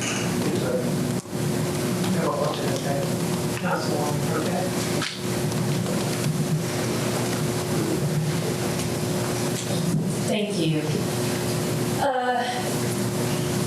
I actually would rather vote on it tonight, and I think that the point is well taken, that we're given this information a week ahead of time, what the CACs had to say, but this happens every year. So basically what we would be doing is just approving something and then modifying it. So my recommendation next year would be to have the CACs be able to look at it a month early. And I know that's difficult when putting it all together, but if we had time to actually vet this stuff ahead of time, we wouldn't have to go back and amend. And I think that's kind of the whole point here, is that we want to be able to pass it the way it is. I'm happy with moving some of these. If we have to wait this year, I'm not thrilled with that. I would rather just vote on them now. But if that's the will of the board, that's the will of the board. But I do believe that if this is the problem, the way to fix it is to have more time ahead of time instead of have to go back after the fact. Because our meetings are already busy, so adding this to it is going to be even busier. And board members, if I could interject really briefly, I'm sorry, naturally my microphone, the lawyer's microphone works, but I just wanted to say, so we have an original motion by Councilman Maniscalco, received a second. Then there was a substitute motion by Commissioner Wostel, seconded by Commissioner Cohen, to separate it into parts. It sounded as though what Commissioner Maniscalco is doing is essentially willing to amend his original motion. So just in case any other motions are made based on the potential amendment, Commissioner Wostel, are you withdrawing your motion? Because it sounds like he's, I just want to make sure that, because we have motions stacking a little bit. Okay, all right, thank you.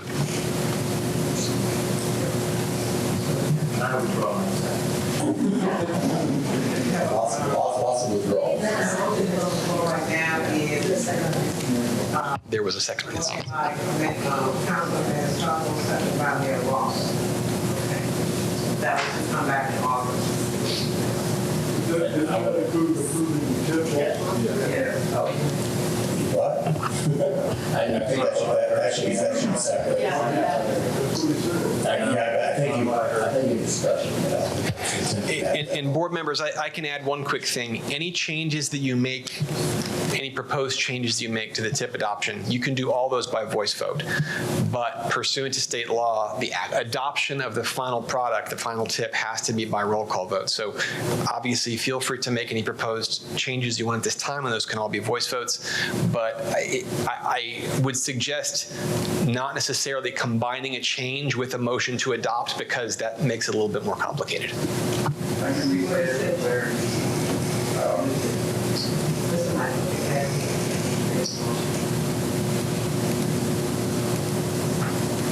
the motion is to adopt the tip tonight. And then in August, it has to be to adopt the tip tonight, and then in August at our meeting, we revisit That's the same the. Don't say that. You're going to do two motions. Oh, two motions. Just do the first. All right, the first motion is to adopt the tip. Second. And we have a motion and a second to adopt the bill. Now, we go ahead. Okay, Councilwoman First, I actually just like to have a discussion because as you look at the priority list, I think that the city of Tampa, we're moving forward on the streetcar expansion. So we're actually moving forward on that and doing a lot of work. So it makes sense to me to possibly at this meeting move that up the priority list because again we're having an accelerator and trying to get this thing done. Some of the other projects that we're talking about, I think in theory is a good idea to have that August discussion because like the bright line, that's not even confirmed it's coming yet. So I think we have time to talk about that. It's a good idea. And of course the connectivity between the connectivity between the airport and downtown is a high priority on my list. Again, it's not something that we're ready to move on yet. It's something that's still some ways down. But the streetcar is rapidly moving forward. We're working diligently to get that happen. The administration is working to get it done. The city council is working to get it done. And I think we have a lot of support. So I think it makes sense tonight to go ahead and move that project forward, and then we can have the subsequent discussions in August. Because it fits where we're at right now in the real world. Commissioner Wilson. Thank you, Madam Chair. I do intend to make a substitute motion since we're moving right to adoption without very much conversation. This substitute motion should not come to a surprise to many of my colleagues. I have worked diligently on this board to promote and support various types of transportation throughout Hillsborough County. I do understand that at a certain point we can't pave our way out of this situation. I have supported more freight rail for the ports. I have supported overhauling our freight on our road networks to improve public safety and also free up capacity on those major networks. I have brought up exhaustively in past meetings that there was an approved item on the tip that had a study, and the alteration to this item was not done on a data-driven, fact-based motion. This was a change that was done several years ago to change the classification of that item. I believe that it's a critical corridor. I'm not going to do it as fast and as kind of complicated as Councilman Maniscalco. So mine is on page 59 of the Hillsborough TPO list of priority projects. Rank 93, reference ID is F3, that's on page 59. This is the I-275 Hillsborough Avenue to north of Bears Avenue. This was actually on our Access 2050 survey results. It received 61.4% positive votes of I-275 from Hillsborough Avenue to Bears Avenue. My substitute motion is to approve the tip while amending the project status of rank 9 reference ID F3 I-275 to north of Bears Avenue to simply project status of capacity project.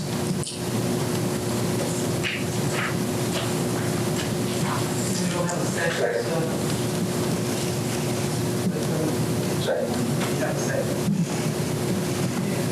We don't have a substitute motion. We're going with the substitute motion first.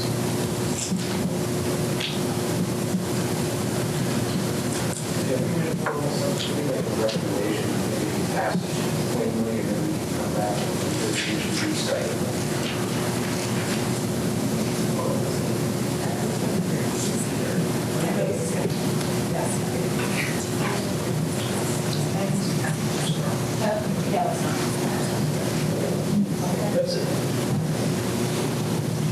Then put on the substitute motion. Okay.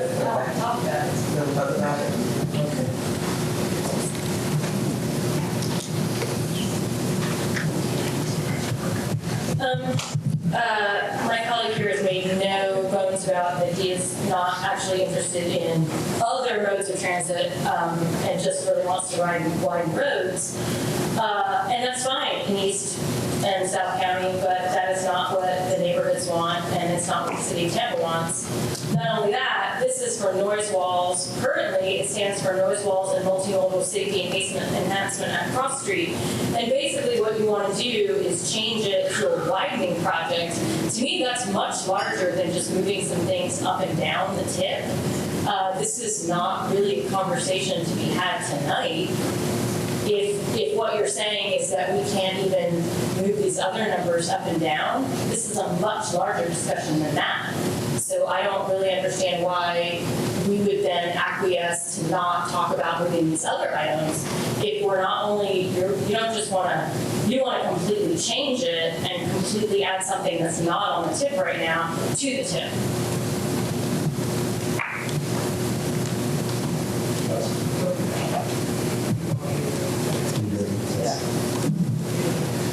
Councilwoman, I'm not going to offer a staff recommendation on the substitute motion that Commissioner Rosso offered. I will say that in February of 2023, the board did direct staff to evaluate that as a February lead project for the LRTP, and so the board's direction was clear at that time. I would like to clarify why I'm not recommending on the fly that we move the streetcar extension, airport to downtown, and bright line project, shuffle those around in the priority list. It's because we're not only unaware of how those projects would impact the others on the list, but I'm also concerned about having 3 number 63s on the tip. I don't actually know if that would have any implications for federal or state approval of it. I may have to call Secretary Green on the spot if he's aware of any concerns with having 3 projects ranked on the same number. And I just want to respond to that and saying, if you didn't want projects in the same number, you should probably number them all differently. It would make it easier for everyone. There are 290s, 291s. And I understand there are 493s. So yeah, I mean, it's already wildly confusing and why we don't just number them normally. Yeah, exactly. I mean, it's just, I think it's confusion for confusion's sake. But the point being, it's kind of a bait and switch, and I understand that that this is something that we talked about, but this is much bigger than moving those other things around.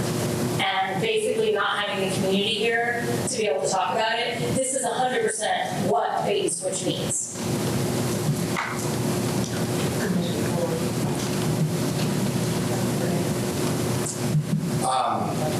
I was prepared to move the airport access project forward tonight, but on listening to everyone, I think there's no reason in the world that we can't get more information about those. And in terms of this one, I'm going to take the same position. There's no reason we can't add it to the agenda in August with the other 4 projects and talk about it, but I definitely don't think something this large should be done tonight when we're essentially not even going to make a couple of small tweaks to the others. Yeah, so I'm actually looking at my team on that number 63 issue. I don't know if any of you know that technical detail. That causes a problem to have 3 if you want to come up. I would say, though, I do believe that the removal of the I-275 job was done at the tip hearing. So for precedence, at this meeting a couple years ago, I think it was actually removed from the tip. So Justin Hall, FDOT staff. So the only confusion that you have by having multiple priorities with the same number is you're not clearly communicating what your priority is. And so just so you know, the way that the funding works is we actually go down the list. We start top to bottom as we fund down. So if you get to a point where there's multiple 20s or multiple 14s or multiple, then at that point, we're going to make that decision decision based on the way that the funding fits best for whatever project at 14. So, I mean, I think that that's what you're opening the door for. And at one point, the feds actually had made a move to try and encourage to get away from that, to get away from multiple lists, because that was one thing. At one point, NPOs would have 3 lists, and it's like, which one's actually your number one when you have a 1 on 3 different lists? And this is kind of the same thing when you have multiple priorities at the same rank. I will tell you, though, one thing I will say, and it's an important, I guess, clerical for the tip with the I-275 project as it is now, right? So if you don't change the description, if you leave the project status the same, on the far right, one of the funding options that says assist, that is not a CIS eligible project as it's currently written. So it would be important that clerical error or that clerical be changed, because it would not be CIS eligible unless it's improving or increasing capacity or operational improvement. So if it's just noise walls and some underpass improvements, it's not CIS eligible. Hopefully I answered 2 questions in one. Thank you, Madam Chair. So I since we encourage my colleagues here, I think the discussion on some of the priorities is a good discussion to have. I look forward to having that discussion, actually, because there's a lot to talk about here. Some of it we don't have the money to do anyway, so moving it up is still unfunded. So it's, okay, we move up that we're going to build a train. Well, we don't have the money to build a train anyway. So some of it, but I look forward to having the discussion about 275 and Hillsborough Bear. I was here when we took that out of LRGP, and I thought that was a mistake at the time. Well, I'm braver now. I've got a little more experience. So, and some of the projects that the CAC recommended we escalate and try to move those up in priority. They did take a good look at that, and we need to look at what the data said. I look forward to having these discussions. I think it's a mistake tonight to start fooling with the numbers of the projects. I think the task before us tonight is to approve the projects, and then we can go back. And I would go one step further and keep talking about August. I think we got to give a little mind to our staff too. We don't have a checkbook to do these projects day after tomorrow anyway. Let's just tell them to come back. Let's not tell them August. We already have a huge agenda in August, and now we're giving them another huge project. So let's just tell them to come back in the next quarter or so. I think this is a very good board. It's a very robust board. We have good ideas. We have good thoughts. Let's give them time to vet this and give everybody time to look at these projects. There may be other things that if we study it, you might say, you know what, I'd like to see this one above that one. Or this one that's new on the projects list. Yeah, but it's a high entry network, so maybe it doesn't make it take 5 years. Maybe we need to tweak that a little bit. So I think this is a good discussion to have. I just don't think this is the best time to have it. And I would really hope that we just support the original motion tonight, pass the tip, and then come back and talk about the relative priorities. Well, we have 2 motions on the floor. I don't want to add those. What is it going to? So I have a question about the projects that were going to be included in this tonight that were not on the LRTP. What are the consequences? Wait, I guess that was reading right. So what are the real consequences of bypassing the LRTP in actual prioritization? Now we're getting in this prioritization mode and we're talking about these projects. How does that impact other projects and other priorities if we were to allow that to bypass our normal procedures? Because it is a turnpike project, it's not competing for district revenue, so it doesn't really impact other projects on the list. It is just that this would be your opportunity and could be seen as a proxy vote for if that should be included in the LRTP this fall. It's strictly a turnpike project. We're not competing for any dollars for it. It's not going to bump any other projects. So it's going to stand on its own, get funded on its own, and not impact any other project on our request list. That's my understanding, but I'd defer to Secretary Gwynn, and I see him nodding. Okay, so really, we're just doing it's just a technicality just to get it on the list so that it can be funded. Yeah, we do have somebody from the Turnpike here, but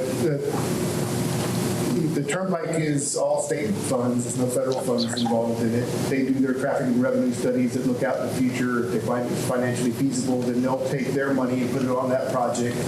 I mean, they could put it on another project in Miami or somewhere else, but it wouldn't come, nothing would have impact any monies that would be otherwise available to the region. Very good. Thank you so much. I appreciate that.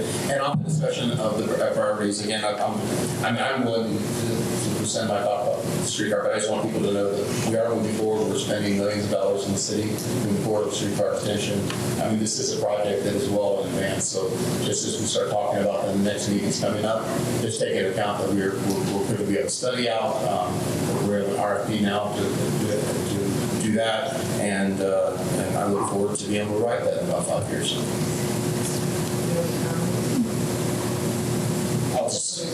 I'll just make some final comments then before we vote. This is not adding a new item. This is already on the tip. This is modifying only the project status, changing it from its current project status to capacity project. That is not adding a new item to the tip.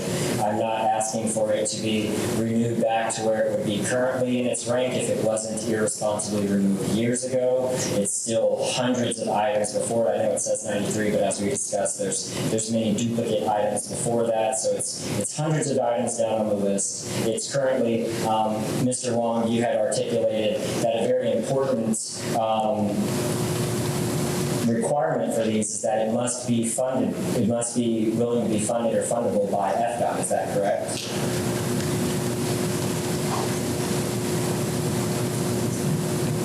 Commissioner, so there's no requirement that projects on Table 2 have a funding commitment from FDOT. That's a list that states the community's top priorities.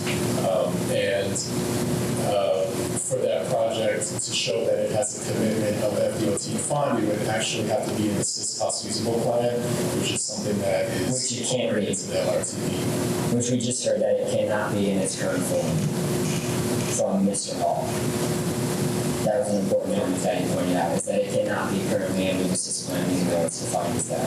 This is not an alteration of it being on the list. This is not a new item. This is not me trying to move it up or down. This is simply, as we heard, only a proxy vote for it to be eligible for the LRTP. And this is the meeting that we make modifications and adjustments to the TIP. Is that correct? Because that's the briefing I got from Ms. Alden, and that's the briefing I got from you. Commissioner and board members, it is 100% at your discretion to make modifications to the TIP. The staff recommendation will remain same, and so while I respect the motions that have been offered by all members at this table, staff have not had the opportunity to properly evaluate all the impacts. So regardless of what motions are made today, I don't think that impacts the staff recommendation that we offered. Okay, so I just wanted to make those points clear. Thank you very much, Madam Chairman. Just to clarify, I think you said this, but would adding this as a capacity project change the score and therefore affect where it's put in the ratings? We would have to go back and do some data analysis for me to be 100% certain about that, but I don't believe so because the criteria that we look at to rank major projects is volume capacity ratio, reliability, and whether or not it provides access to a key job center. So the project type is not as important for major projects ranking as it is for other project categories like Vision Zero or State.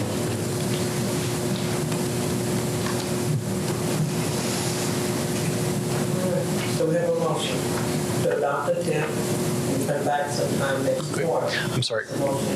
Madam Chair, just to clarify, there was an original motion by, I believe, Councilman Escalco, second by Commissioner Cohen to adopt the TIP.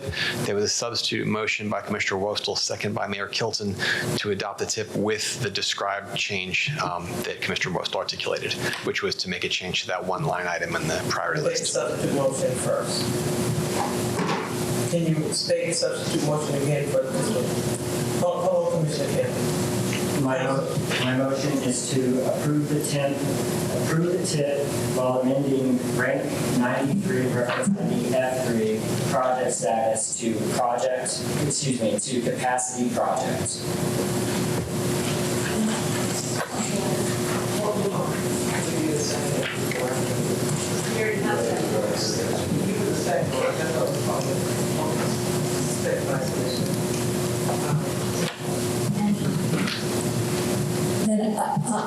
make a substitute motion, because I think as the other discussion we had, that we should separate these two. As we said, we had to have a voice vote on the tip.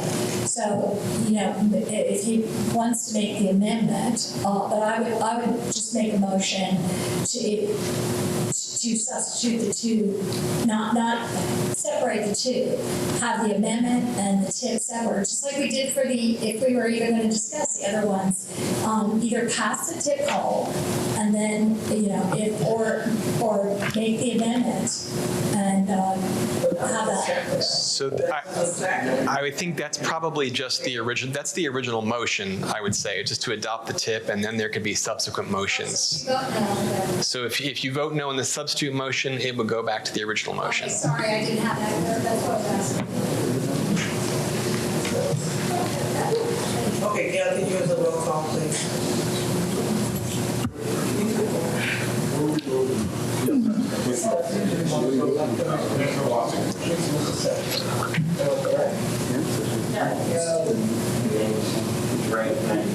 I can just amend it to, I can amend my motion to make it only amending that rank ID, and then we can move over there on promoting that.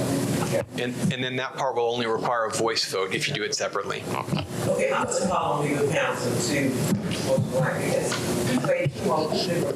So my understanding right now, and Commissioner Wilson, tell me if I'm right, is you're amending your motion so that you only want to review the change to that one numbered item on the priority list, that only. You're not moving to adopt the tip. You can do that. You're going to do that subsequently. That's correct. I'm amending my original motion to only hear the amendment of the said item, changing the project status to capacity project. And Mayor Kilton, will you maintain your second? Okay. roll call, Gail. Honestly, this is probably going to be close enough. It might be best to do a roll call on this because I think it's going to be close. Commissioner Myers. No. Mayor Ross. Yes. Commissioner Wastel. Yes. Commissioner Cohen. No. Commissioner Kemp. No. Councilmember Clendenin. No. Councilmember Hurtak. No. Councilmember Maniscalco. No. Mayor Kilton. Yes. School Board Member Rendon. Yes. Charles Klug. Yes. Gina Deal. Yes. Bob Fry. Yes. Justin Willetts. No.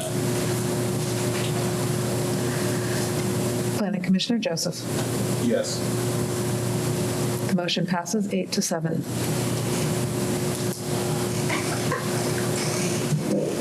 I will motion to approve the tip. Motion to approve the tip. Second. Well, the water base order, we have a motion and a second. Roll call, Gail. Commissioner Myers. Yes. Mayor Ross. Yes. Commissioner Wastel. Yes. Commissioner Cohen. Yes. Commissioner Kemp. Yes. Councilmember Clendenin. No. Councilmember Hurtak. No. Councilmember Maniscalco. Yes. Mayor Kilton. Yes. School Board Member Rendon. Yes.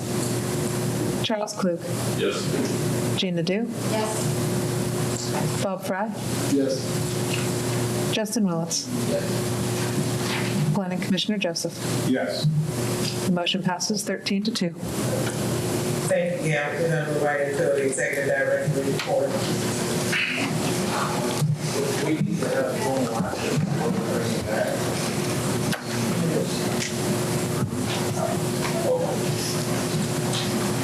We talked about revisiting certain items, definitely need to be specific and emotional on what those are.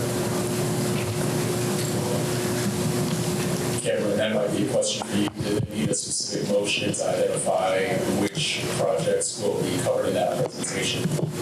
I'm sorry. That's not discretion. What I have is updates regarding the impacts of shuffling the tip around to move forward, the streetcar extension, airport to downtown, bright line, part CSX study. Sorry. So I'm sorry, you're asking, is there a legal reason they have to be presented in a certain order?